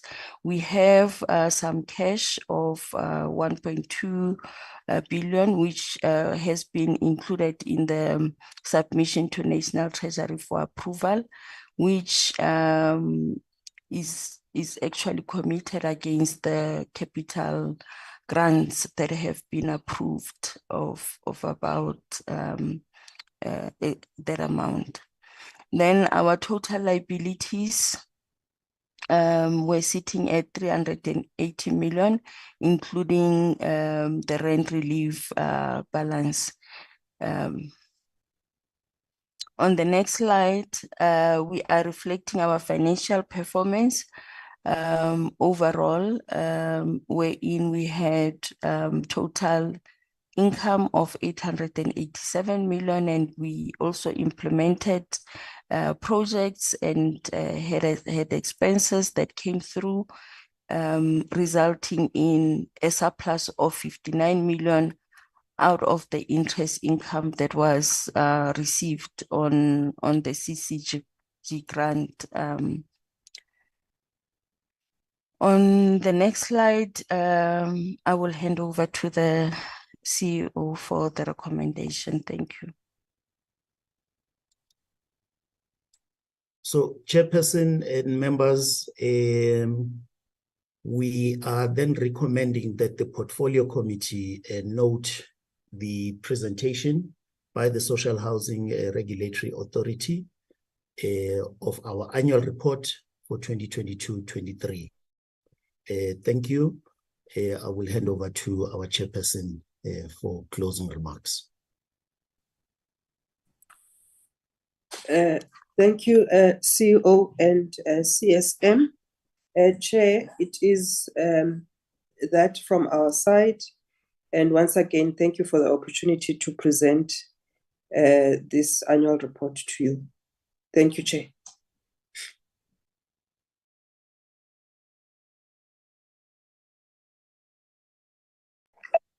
Thank you very much, DM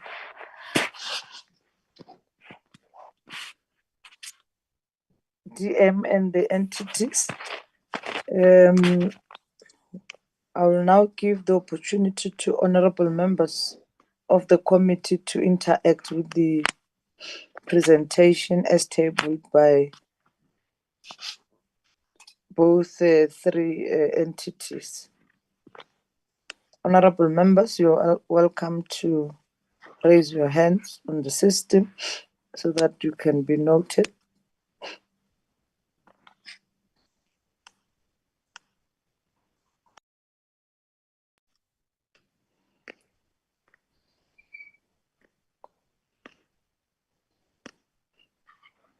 Honorable Tseki, that's the only hands that I see. Honorable members, can you raise the hands so that I can note you? Is it the only hands that we have?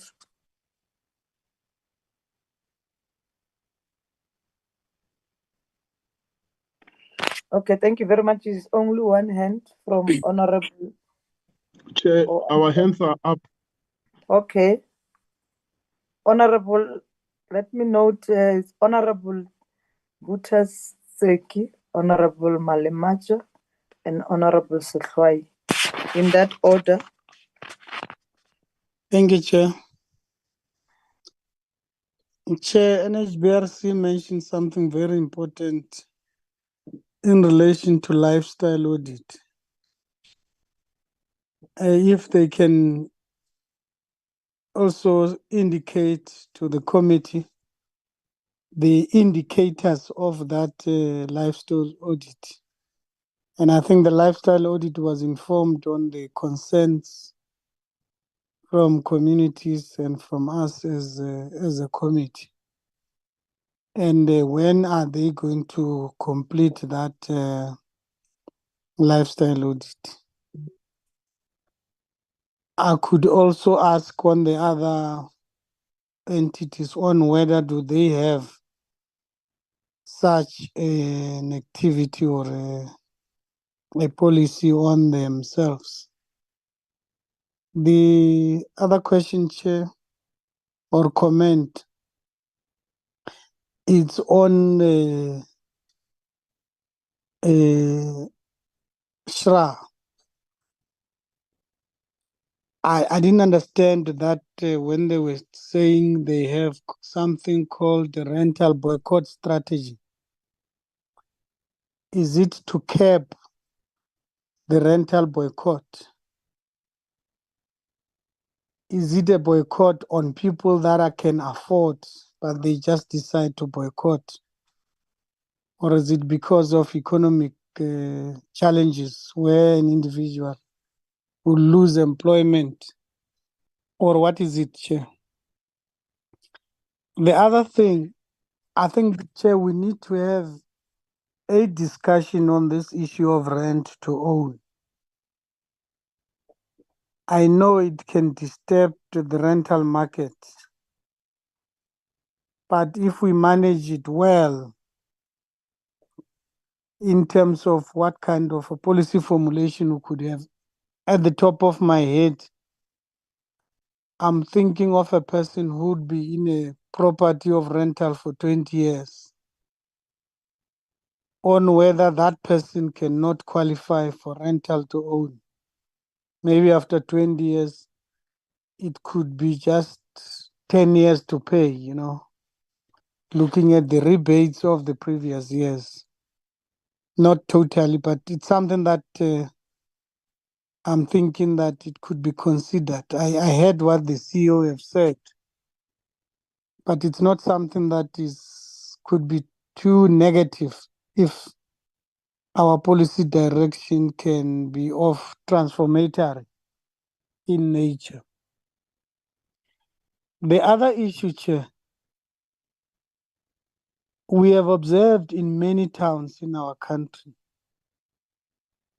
that we have left these towns to decay and to be bought by 10 rand in some properties.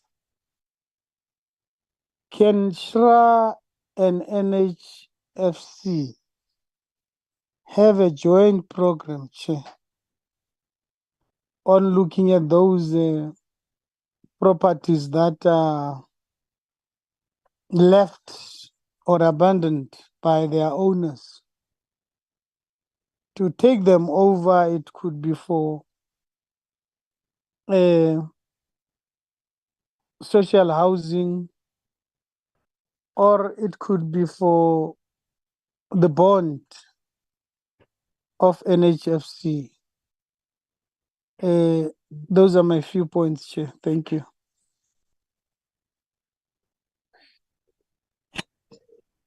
Honorable Secretary.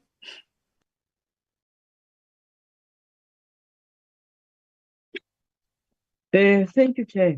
Thank you very much. Good morning to the DM, the entities, and my colleagues and the platform. Just on NHBRC. Firstly, I want to agree on the proposal by Honorable Tseke about an assessment that between NHFC and SHRA that they may do on the properties that have been left over by big companies that have been given to them and they just dumped to municipalities and to communities, which some of them are causing a huge social problem. For instance, in Port Elizabeth, there are railway flats that have been very well constructed, quality, that are becoming dilapidated. And there are also some clusters, sectorial clusters that have been there. I wish those SHRA and NHFC can be able to make a joint assessment on how can they help those particular communities that are occupying those buildings. NHBRC,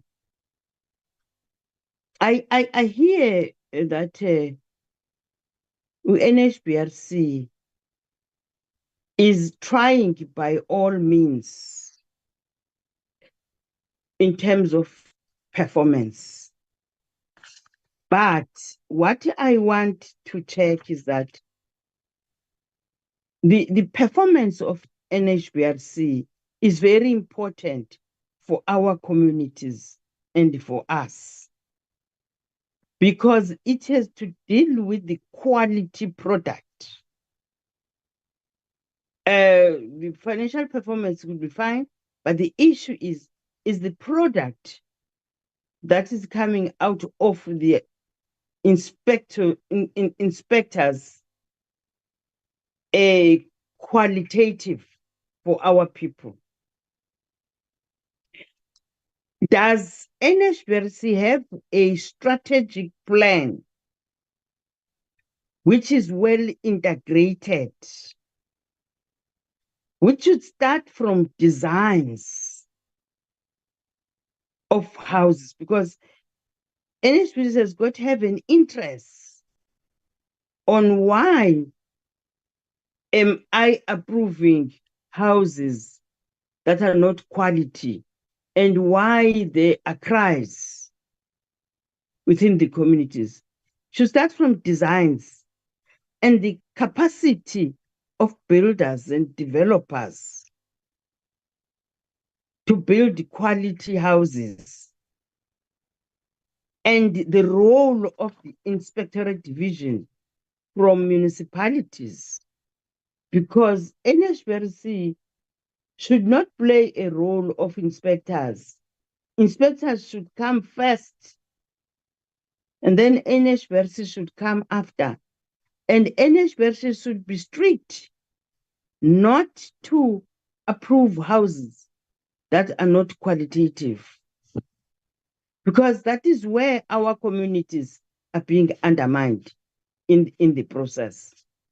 My question is, do you have a well-integrated plan that's going to discuss how you should do your work with these particular stakeholders, so that your work also speaks on the end product and on the result that makes an impact to our communities? Should not be finding a law product. It should be a product that speaks quality to Unozoli Leswai, who has a house. Because in the processes, you find that there are economic pressures from developers and contractors who are pushing communities to agree to receive title deed, to receive houses, and in that process you find yourselves in that quagmire. So nina plan how best can we give a better house to make an impact to abantu belilizwe? The NHFC,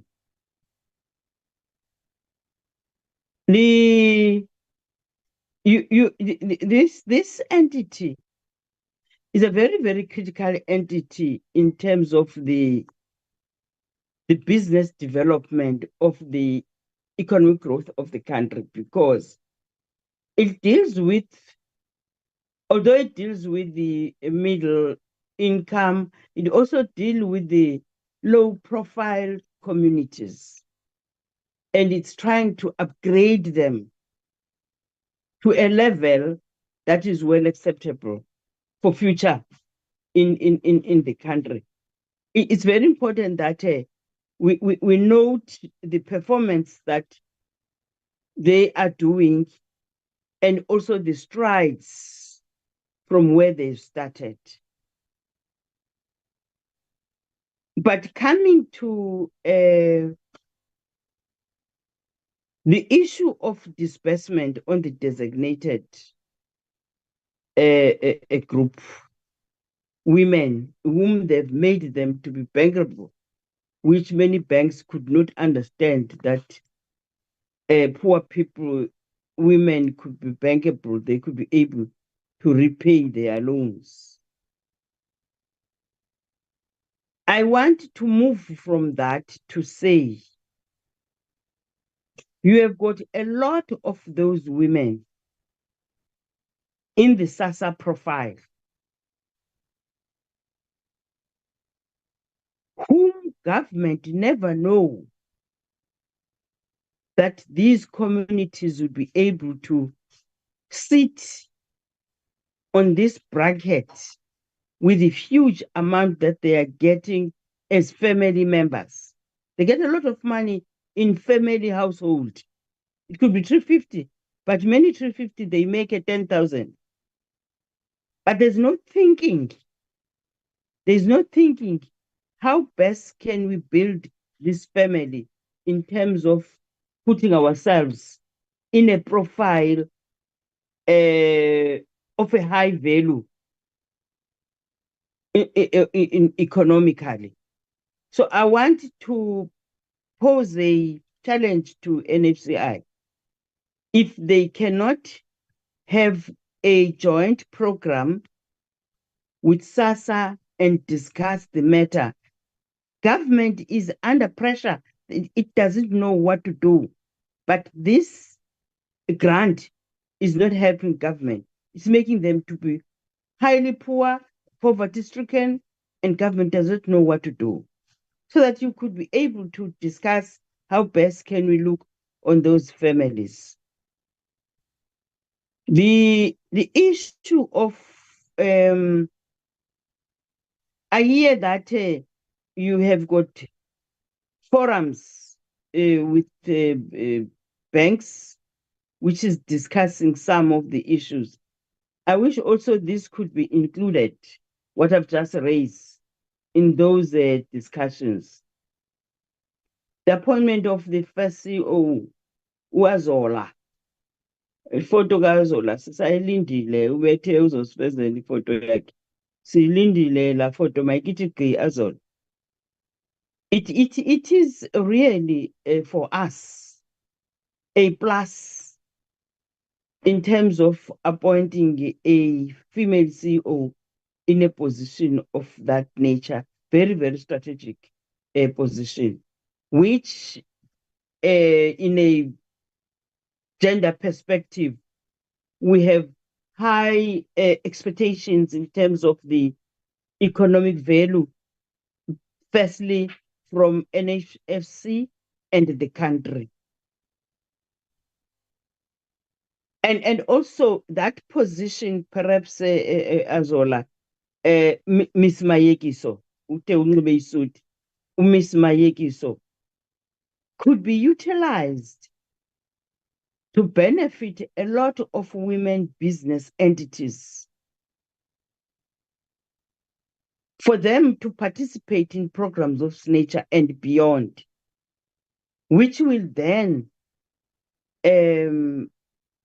empower the country more on how best, on how, when we have appointed in a strategic position, a woman, how she manages to collect information and put the country in a better position. Thank you very much for that. It's a milestone that we must not undermine. The other issue is the digitizing that NHFC has implemented. I see this on two occasions. On the process of professionalizing the product and also the inclusivity of many people, because many people they get lost in the process. They don't know how to follow certain programs, and they get lost in the mainstream of a program. But when you have got that professional process, they are able then to be picked and for them to understand the program better.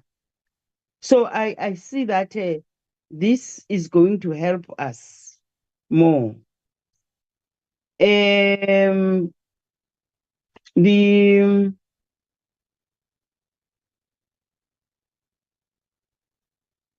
and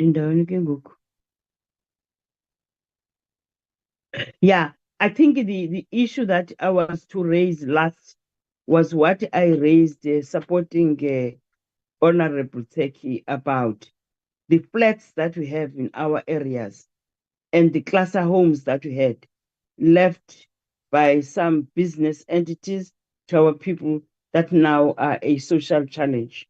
Thank you very much, Chair.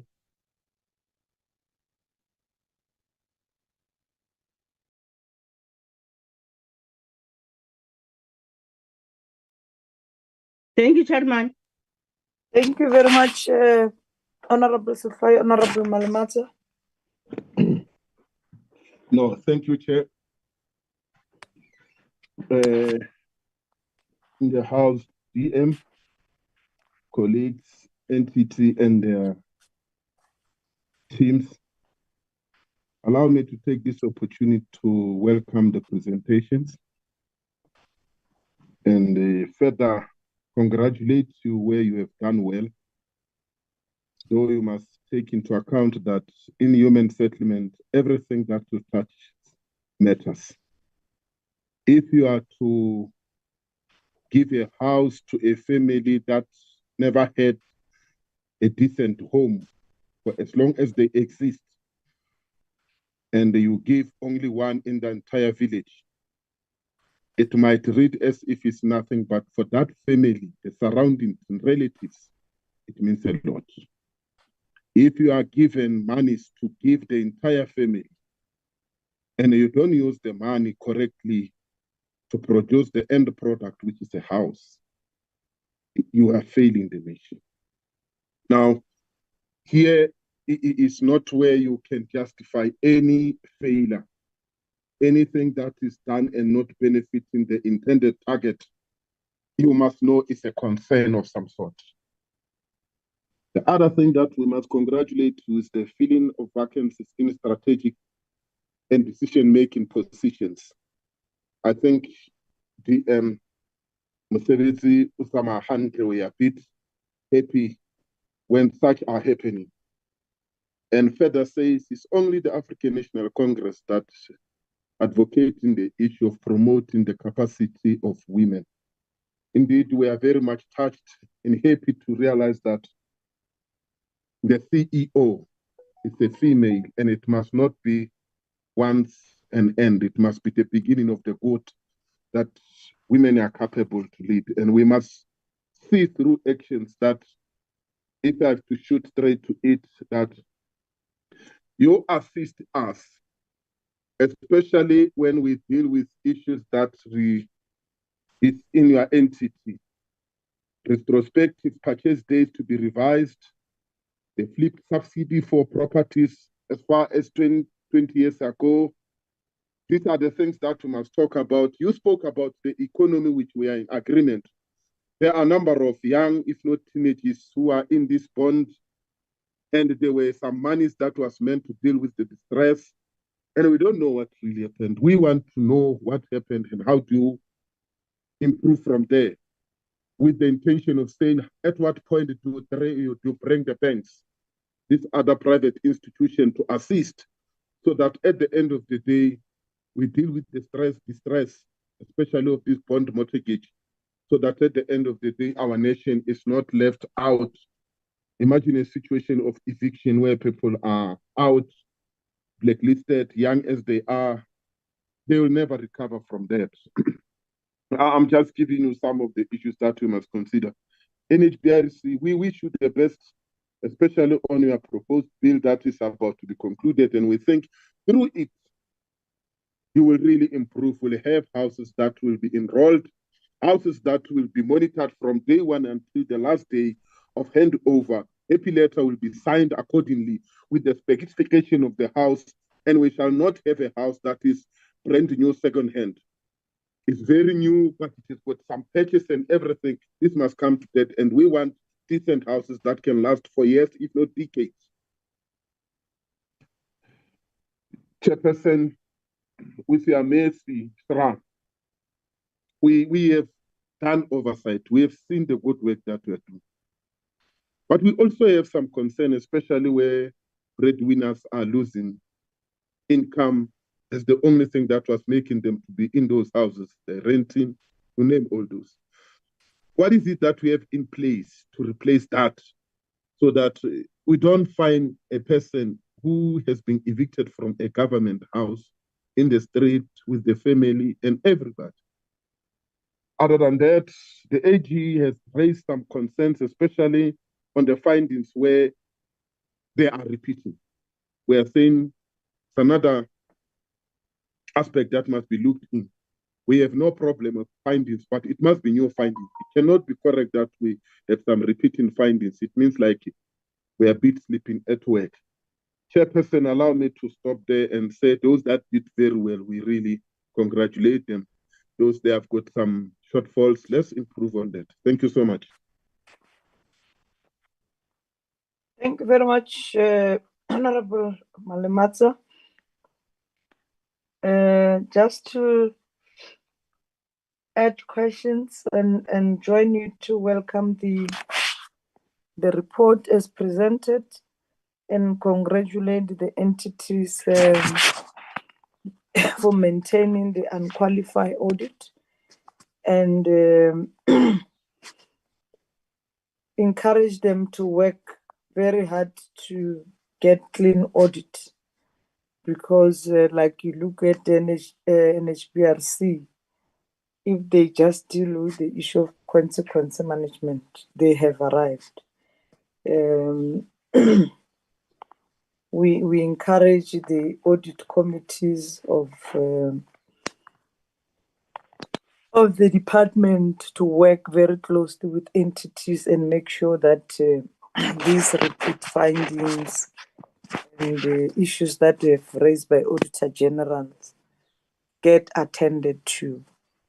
And at some point, would want department to brief us how entities are they attending to those issues that have raised by Auditor General.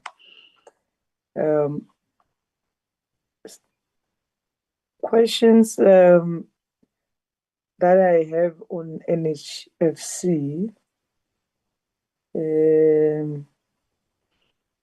I agree with the program of NHBRC, professionalization of those inspectors, and Honorable SHRA raised the issue of the coordination of both inspectors of municipalities and yourselves, such that as you outsource the part, if you take a decision to outsource the part, but the integration of all those inspectorate would be very critical and key for the quality assurance of the houses. But on the issue of the surplus, on the issue of the surplus,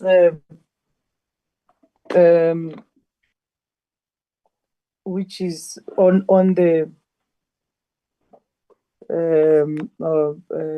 what do you call it, your insurance. If Treasury gives you, and there are a lot of houses that have got challenges, would encourage through the department, as you identify those houses, NHBRC must go back, even if there is a lapse in terms of the insurance, because it cannot be that you have any of the RDP collapse where people can get affected. I think we have just to look at those things, particularly with the subsidy that were built by the present government. We should see how we assist those individuals or communities where, because of us not giving them the knowledge how they should access the the insurance, they didn't know where to go, and therefore we have to work towards how do we then assist them, because if those houses can collapse, then it's going to dent all the good work that you are praising today. On the NHFC, you have raised a important thing that I think it needs all our support in terms of assisting contractors who are building BNGs for them to access money and that arrangement. And I don't see why it becomes a problem. Maybe you can just elaborate on that, because provinces already, they've done sessions with the material suppliers, individuals who assist contractors. Why it should be a problem with yourselves as you want to intervene, because and the sessions that are done by provinces make our contractor to remain poor. You have some, they don't even make profit out of the project that we're giving them. But if you avail the resources and you don't get support, one has a problem. Maybe if you can just indicate which is it provinces, who is this person who does not support this good view. As far as I'm concerned, it's a very good view that because we know that the financial sector is still close to our emerging contractors, and if you come handy to assist, and it shouldn't be a problem. And then on SHRA, I welcome that you even go beyond your presentation and already outlining what you're going to do to respond to the issues raised by Auditor General. And Honorable Tseki has raised this critical issue of the rent to buy. But again, I want to agree that it needs more discussion, because the view is that government has got various subsidies. If you want to own a house, there is flips for those gap markets. This social housing, it's meant for people who might have qualified for RDP in Limpopo, but they happen to be in Johannesburg and therefore access those social renting houses.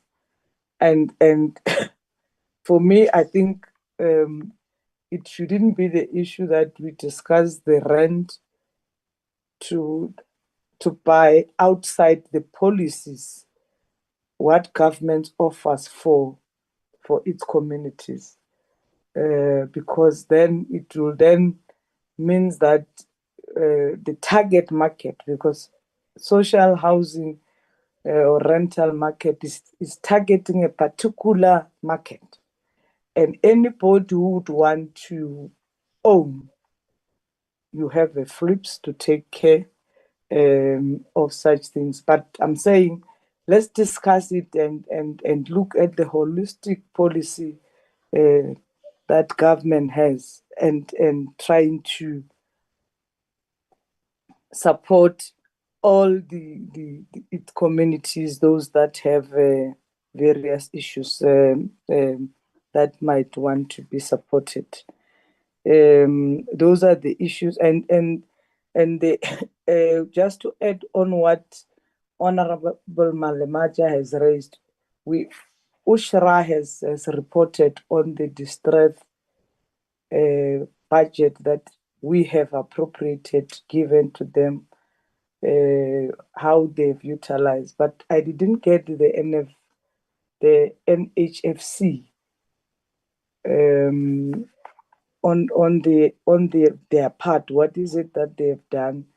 Because my office has met with the guy from I think it's consultant or what's working for First National Bank, and he was raising that there are a lot of people that who have acquired bonds and they are at the distressed. And we have met with, when we have public hearings, particularly in Soweto, we have met this old man who are saying, I've lost my employment, therefore I was chased out from the bond with my family. And we are staying in the backyard.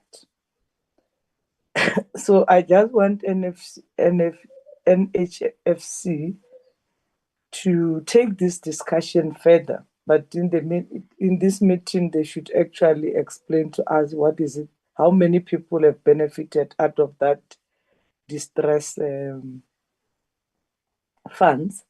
But just to take this matter further, and with the department, to see that as we deal with the backlog, you have these people who had bonds. Now they are losing the bonds. They are going to on the street. Some they'll go in. I think it's in PE or somewhere. They went into the social, informal settlements, which they are joining the queue to create problems. So I would want just to get NHFC with the department, including the issue, as you deal with the issue that is raised by Honorable Seki and Sefai on the left buildings. Look at even the issues of those that are losing their bonds because they've lost their jobs. They join the queue now because they are no longer working. It's then become the responsibility of state, and see how you deal with the matter, whether you can have a discussion with the banks and see how we can manage that process such that it doesn't create more for government. Those are the issues that I wanted to add, and will allow, starting with the first presenters, and through you, DM, and how you allocate your teams to respond to the issues. Starting with the first presenters, they can then respond on the questions that have been asked by members. Maybe let me see if there is no one who has developed interest. Okay, there is no hands. Proceed, DM and your team. Thank you very much, Chair. Chair, let me start by saying I'm going to give all the entities to respond.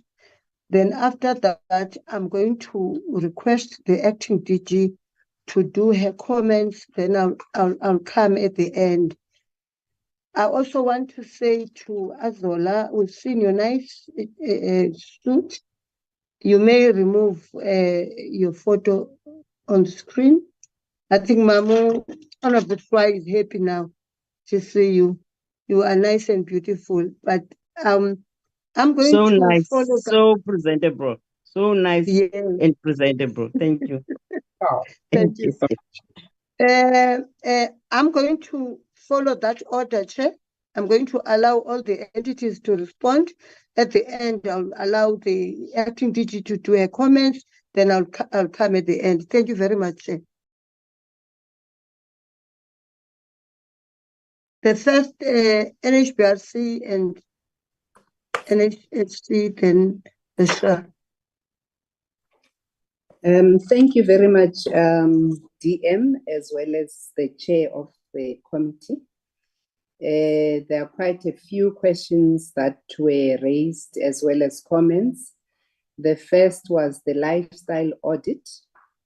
Maybe I'll deal with that question. Management reported that the planning stage has been completed, and they will be starting with the implementation stage soon. We expect the entire process to be completed by the end of Q4. There was also a question about performance. As indicated by the honorable member, we do understand that performance is key, especially for our communities out there. Quality of the end product cannot be compromised. We are working very hard as council to ensure that there is consequence management where an inspector is found to have contravened our policies and procedures. CEO reported that we are also working towards professionalizing inspectorate team through a partnership with South African Council for the Project and Construction Management profession. But we are also looking at the process of hybrid, as it was reported, that is by outsourcing some functions, and make sure that there is sufficient training. But issue is training, yes, partly, but there are other issues that we are dealing with, especially with the inspectors, ethical issues. And hopefully when we come back before you next time, we'll be reporting a positive result in terms of that. I would then request the CEO to deal with the rest of the questions. There was a design of houses, capacity of home builders and developers. He will deal with the process as well as the training. There was an issue about disbursement and surplus. Chair, please allow me to hand over to the CEO, who is with the CFO, where they are. Thank you very much. Thank you, Chairperson of Council. Good afternoon again, Honorable Chair and Honorable Members. Let me start with your comments and questions, Honorable Chairperson of the committee. Indeed, you are correct that the AG did raise an issue around consequence management within our entity, and it's what sort of prevented us from attaining what we have been aspiring for, which is the clean audit. So there are commitments that we have made to the AG and also to our council, and those commitments are being tracked and monitored quarterly. Starting with this quarter, already our Audit and Risk Committee has looked at the work that management has done. So one is then hopeful that by the time we engage with the committee on a future date, we will then be in a position to provide feedback in terms of the work that we would have done. There was also a comment that you made around our surpluses. We do take note of the comment that you've made in as far as how these surpluses can be utilized within the sector. There is also another process that is currently unfolding where we've reviewed our investment strategy with a view of allocating a portion of it to be reprioritized and focused on the sector. The other issue that you spoke to, Honorable Chair, was the issue of around access of our services as the NHBRC. Indeed, you are correct. I think we've identified through our engagements with various stakeholders and beneficiaries that indeed beneficiaries don't know, number one, about the NHBRC, and secondly, about the offerings that the NHBRC has, which then requires that we need to look at our consumer awareness campaigns as well as educating beneficiaries in terms of what they are covered for, and as far as our warranty fund is concerned. So our comms team have developed a strategy that now is currently being operationalized across all provinces. The other comments that you've made, Honorable Chair, we've noted those. I will not repeat the comments made by our Chairperson of Council around the lifestyle audits of our inspectors. Indeed, we will be reporting back once that process has been concluded. Honorable SHRA, you spoke about your concerns around the final product, which is a house that is quality assured, that is then handed over to a beneficiary, and the role that the NHBRC plays in that entire value chain. So we do acknowledge that there's been instances where our processes have been found wanting in as far as the quality assurance provision that we offer as the NHBRC. So we have started the process of engaging with provinces in terms of bringing the NHBRC to be involved in the planning process, where we are part of the planning by the provinces, so that then we're able to provide guidance as those business plans are being developed. Secondly, we've looked at the issue around capacity and also the builders that get appointed by the provinces. So we are making it a requirement that those builders should be registered with the NHBRC, because once then we establish that they are registered, then there are certain offerings that we offer, i.e. creating capacity through the training that we provide to them. But I think what is important is our involvement in the entire value chain, where we are looking at the approval of the designs. We do have that function, but what is important is the working relationship that we have with provinces, where we are brought in during the planning phase, so that then as then the delivery is happening, NHBRC is part of that entire value chain. Honorable Malimaja, we thank you for the well wishes that you've wished us as an entity. In looking forward into the next planning cycle, I think when we are planning for the next cycle, we will look at all the comments that we would have received today. I think those will help us to enhance the offering that we offer as the NHBRC. Thank you, Honorable Chair.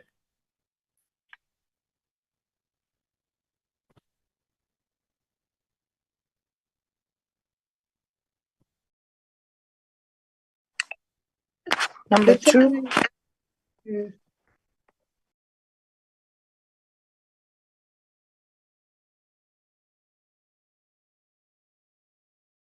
NHFC. Well, thank you, Chairperson. So I think from NHFC, Chairperson and honorable members, there's a few questions that have been raised, and I will ask for assistance also from my CEO, but maybe just to comment, I think the first one was around the lifestyle audit. We do have a policy. We have conducted, lifestyle audits, but it is a process that is well governed, if I can put it like that. But it does exist with proper governance, because as all of us appreciate that it can also be used incorrectly. But as NHFC, we do have it. I think the issue around the properties that have been abandoned and how we can work with government, particularly local government, between ourselves and SHRA, we will certainly take that one up. I also do want to link that to what Honorable SHRA had raised around SASSA grants and how we can assist, and in particular women. I also want to bring to the attention of the committee that I think the CEO alluded to an institution where we are invested in called TAF. We do have a program there which is called Umastandi. The intention of the program is really to work with women in particular, and also to work with people who have got homes that they wish to extend and rent out maybe 1 room or 2 room, and then we are able to assist them. That program, of course, it's still early days, and we are working with municipality because it also has implications for the infrastructure, meaning water, sewer, and so forth. So there is a program specifically which we are calling Umastandi, that we are really wanting to work, because these people, obviously, some of them do get grants and they want to have additional income and how we can assist. So there is that program, but we are certainly going to be speaking to SASSA to see how we can maybe work with them to expand on that program. The other issue I just wanted to comment on is the issue around the relationship with the banks. That is very important, particularly around properties that are in distress, and how we can work with them so that people don't lose their houses. And of course, this will be, again, something that we would also include the department, which in this case, human settlements. But certainly the forum is there, the engagement is possible, and it is something that we are going to take up. So maybe I just thought at a high level, and particularly at the principal level, I could comment on those, but maybe there might be 1 or 2 specifics that I could ask my CEO to respond to, Honorable Chairperson. Thank you. Thank you so much, Honorable Chair. Thanks, Chair of NHFC. I think the Chair has covered most of the questions. And again, we do welcome the words of encouragement to the NHFC with respect to, the strides that we have made thus far. And also we truly welcome the compliments that have been provided to the board and the executive authority around the appointment of the first female CEO of the entity. Hoping that, indeed, we will deliver on the mandate and prove that women do have what it takes to lead entities successfully. Just on the issue that we were specifically requested to respond on around what the challenge is concerning the irrevocable undertakings that the provinces as well as municipalities that award, BNG housing contracts. What is happening there is that the reason the provinces and municipalities are reluctant to sign those irrevocable undertakings is because of fraud. So what has previously happened in the past is irrevocable undertakings would be signed, but then what the contractors do, they go to the CSD system to change their bank accounts so that when it's time, for the contractors to be paid, they then get paid into different bank accounts than the one that is administered by the NHFC, which is something obviously that does not serve the purpose of the irrevocable undertaking. And so what the NHFC has previously, offered to do on behalf of the provinces and municipalities is to do the vetting of the details on the invoices that get submitted to them, such that prior to them, paying monies into those accounts, we have provided them assurances, the NHFC, that indeed the account details that are on the invoices are the appropriate account details that we have full administration rights over as the NHFC. That is really, we've provided that solution as well, and we just need, I guess, intervention to ensure that the provinces and municipalities then do cooperate with this, because effectively the NHFC is not saying they need to take on that administrative burden to ensure that they verify the bank accounts. We're saying we are happy to do that on their behalf as the NHFC. So that's concerning that irrevocable undertaking issue. Concerning the issue around, what the NHFC is doing to prevent a situation where distressed consumers don't get evicted because they've lost their livelihoods. The disaster recovery program funds that were transferred to the NHFC, if I'm just to talk to that specifically, Chair, were geared towards our clients. So as you might know, the NHFC does not directly, issue mortgages to consumers. We rather fund entities that do that. And the DRP funds that were transferred to us from National Treasury on the back of the COVID-19 pandemic, right, were designed to effectively offer support and relief to the clients that we directly fund. So these would be the developers themselves that come to us for funding facilities, as well as the non-bank retail intermediaries that then advance, microloans to individuals that want to build for themselves incrementally, or that want to, extend their homes, right, through those microloans. So with respect to those funds, there was a rule or a policy that basically said, in order for us to disperse and provide support, a client needs to have fallen into arrears.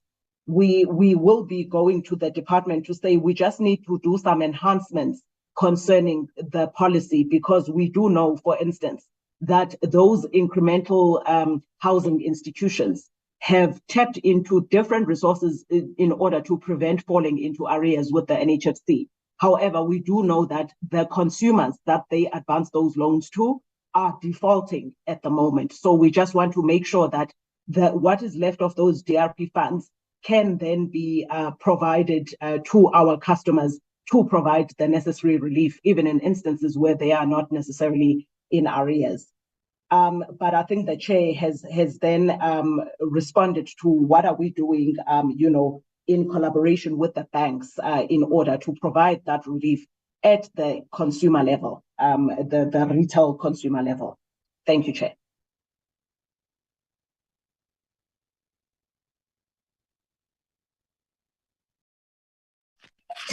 Thank you very much.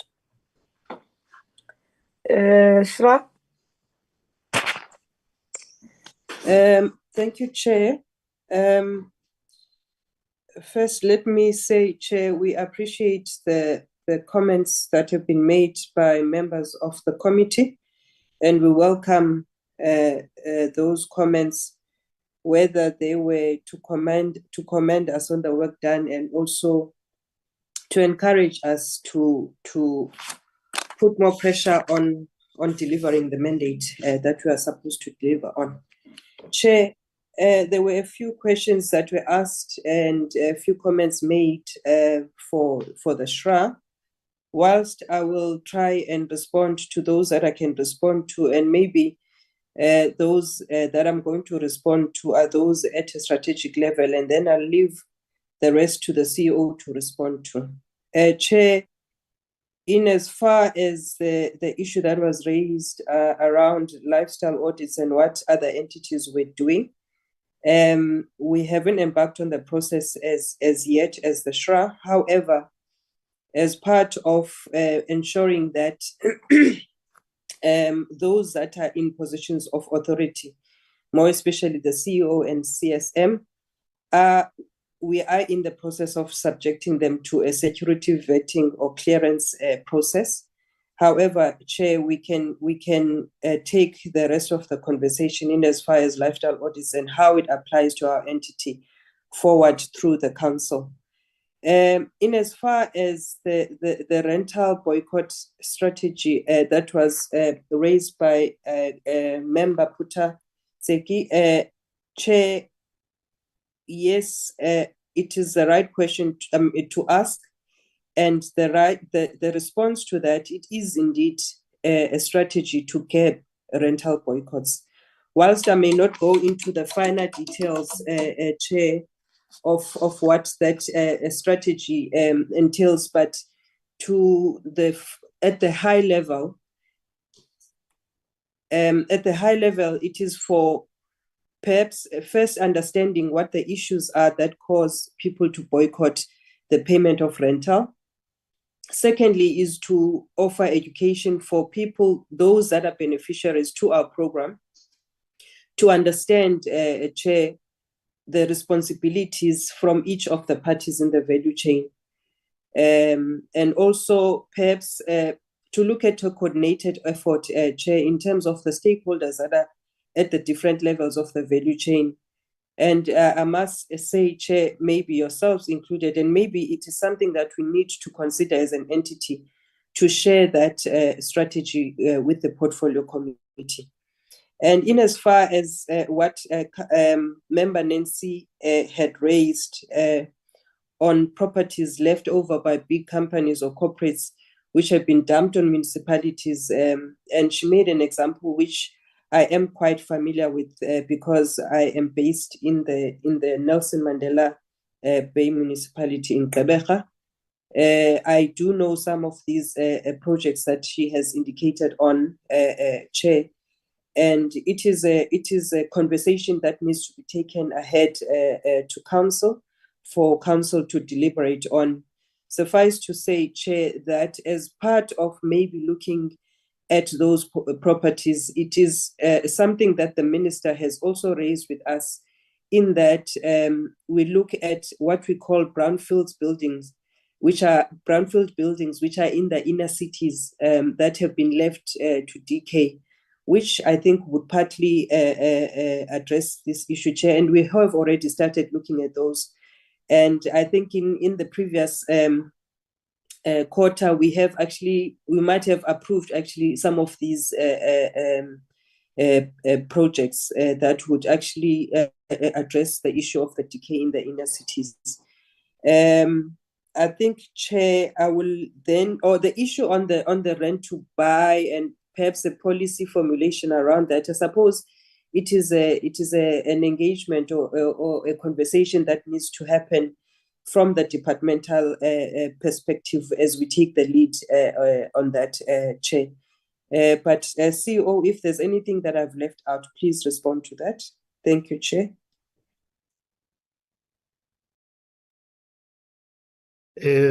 Chairperson, thank you very much. Just again from our side to confirm that the discussion around inner city regeneration, we will then take forward with our sister Azola and see how we can collaborate. On the combating of rental boycotts, the chairperson has touched on some of the issues, but maybe if I can expand a bit more, but also add on the challenge posed to us by Honorable Madimaja to say, what do we do when a person loses their income? So tenant education is critically important, because in there we outline those roles and responsibilities, both of the landlord as well as the tenant.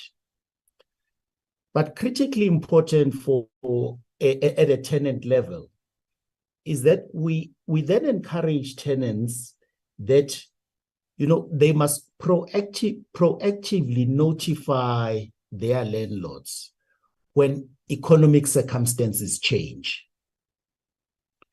But the reality is that it seldom, if ever, happens. Because that proactive notification would then allow the landlord, maybe working with the SHRA, to say, how do we facilitate that this particular challenged tenant, moves into other products within the human settlement stable, whether it's a BNG house, whether it's crew, or whatever the circumstances might be. So whether it is shame on their part, we do not know. We haven't gotten to the finer detail of what, but other measures that are involved in this combating is to ensure that the quality of the stock that we actually deliver is improved. If we build people substandard houses, it's a recipe for boycotts to happen. Equally, there's been a number of engagements with municipalities as well as COGTA around rates and taxes, and the classification of social housing as a special class, so that we are able to benefit from rates and taxes rebates. The rental tribunals also play a very critical part in this as mediation bodies between landlords and tenants before things actually escalate. Law enforcement agencies are also a critical role player here. And the issue I was mentioning in my presentation, a well-articulated policy position around this is also important, so that we do not end up with statements, as has happened in some municipal councils, that are outside of policy as we currently have it.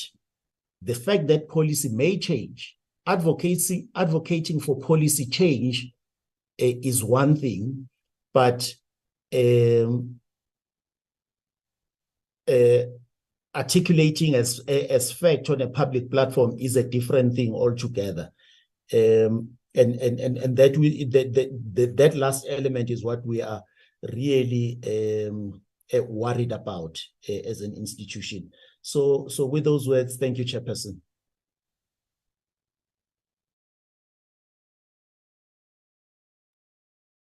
Thank you, Chairperson. Honorable members, the Deputy Minister, Chairpersons of the councils, CEOs and colleagues. Chairperson, we have noted the concerns and comments that have been made by members of the committee, and in relation, especially the comments that were made in relation to work that entities are doing on the ground. And we will assist and rather work together with the entities to make sure that some of these challenges are resolved and some are responded to. Chair, be that as it may, I think we should also acknowledge the fact that we are beginning to see some improvements. There is stability in the entities, considering that all the entities do now have councils, and those councils are fully functional. Yes, we acknowledge the fact that we still have some challenges, and these are challenges that are manageable. Members have raised issues in as far as the vacancies are concerned, especially at senior management level. I think the DM did touch on that one. We have seen, in terms of the performance, Chairperson, we have seen great improvement on all three entities. I think, yes, we acknowledge that AG has raised some concerns.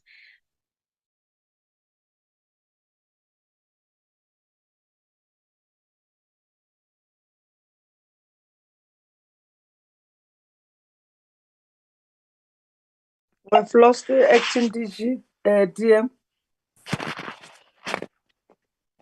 I'm not quite sure whether the acting DG is still on the platform. Acting DG? Or maybe it's network. My apology, Chairperson, I was kicked out. Chair, I was saying we have progress in as far as the performance is concerned. Yes, there are some areas of concern that needs some attention. All the entities have actually improved, but you do have entities, I think 2 of them to be precise, for this meeting's purposes, Chair. They still have challenges in as far as the compliance-related matters are concerned. But when you look at those matters that were raised by AG in relation to compliance, they have actually improved compared to what was raised in the previous financial years. So we are convinced, Chairperson, that they will be able to deal with those, considering that they have already prepared the corrective measures to address those areas. On the whole, Chairperson, we are comfortable, and we are hoping that the minor areas that have been raised will be addressed, and we're hoping that the improvement going forward will be far much better than what we have already witnessed. Thank you, Chair.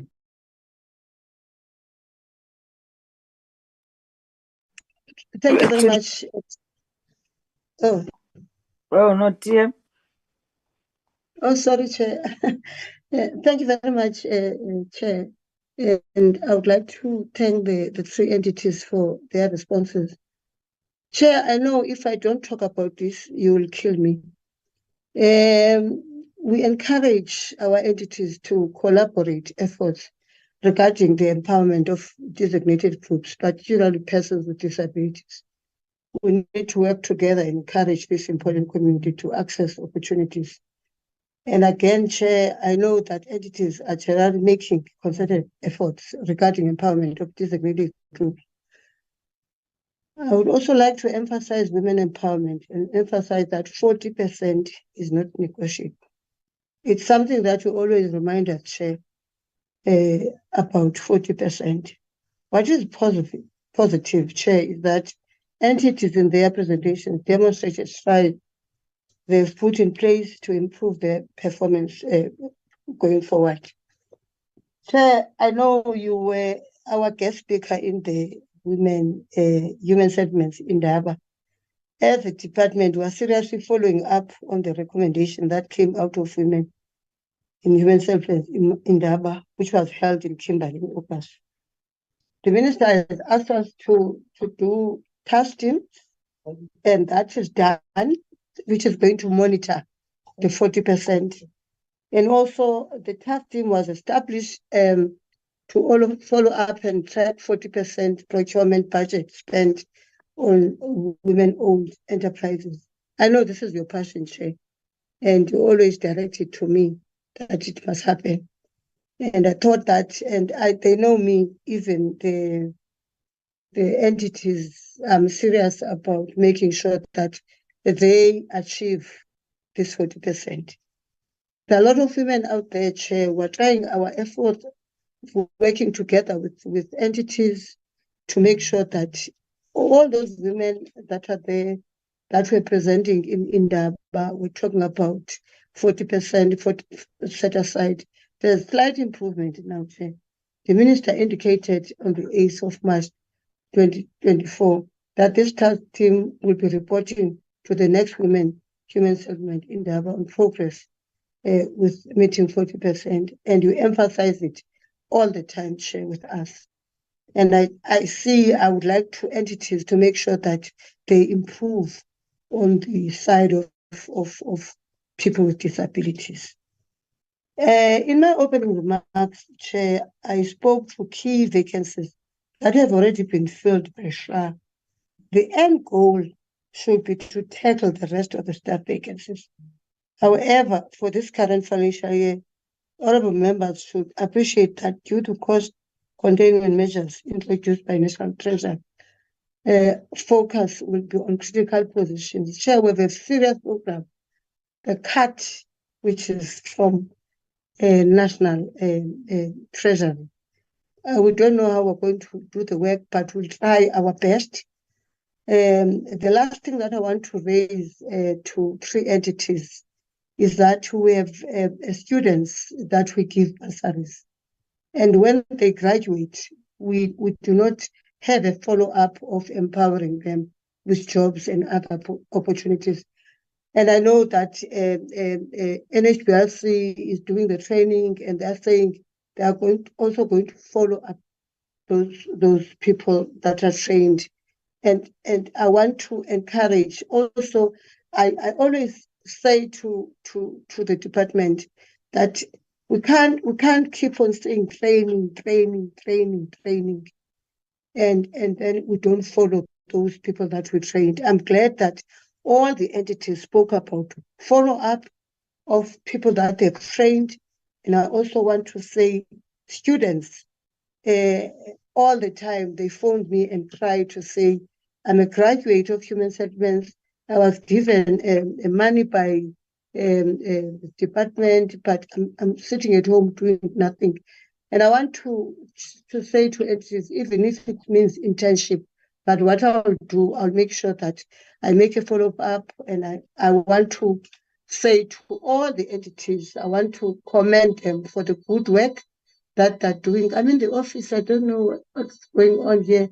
There's an alarm, Chair, but I'm about to finish. And I want to thank you, Chair. Maybe there might be some follow-ups, Chair, but I should wait for you to give us go ahead of closing properly. Thank you very much, Chair.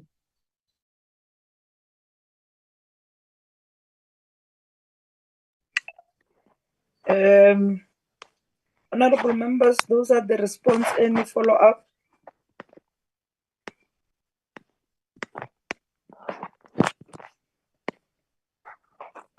I don't see any hands, DM.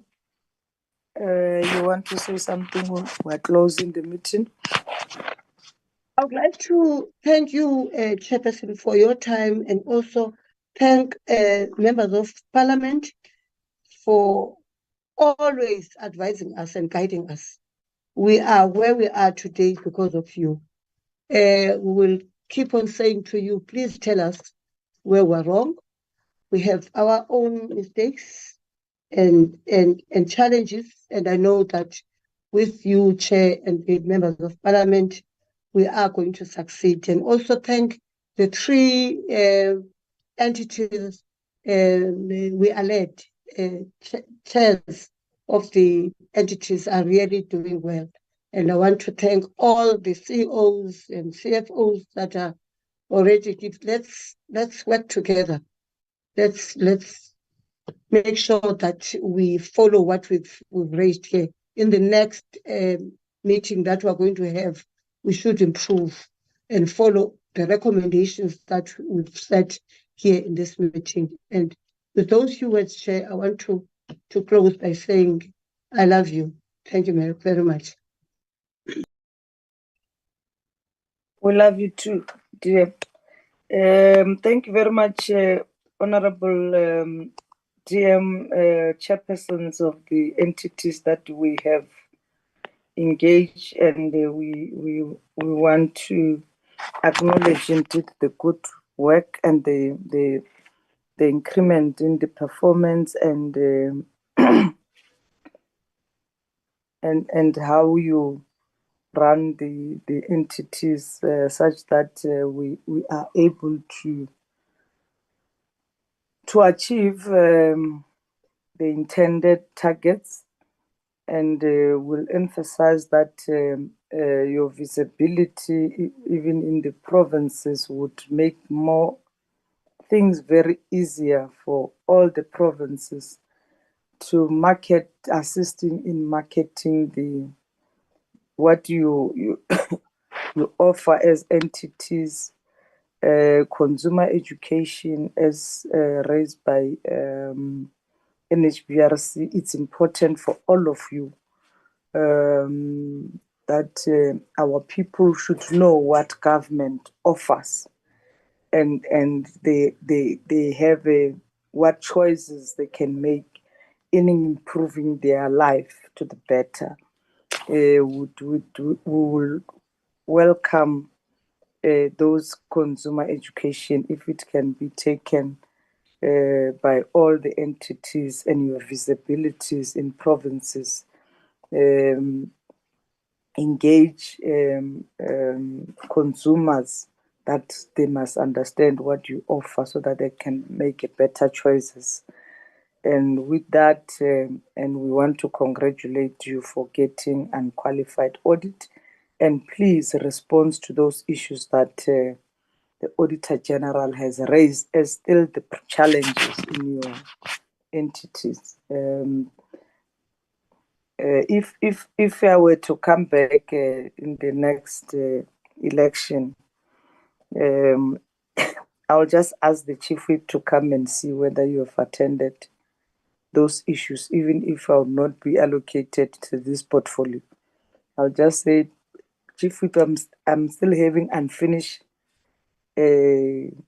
project with the entities of human settlements. Please allow me to go and see whether they've responded to the issues that are raised by Auditor General. Because my view is that you are at the doorstep of clean audit. And if we can tighten all the belts, we can achieve that. Thank you very much for the good work, and the meeting stand adjourned.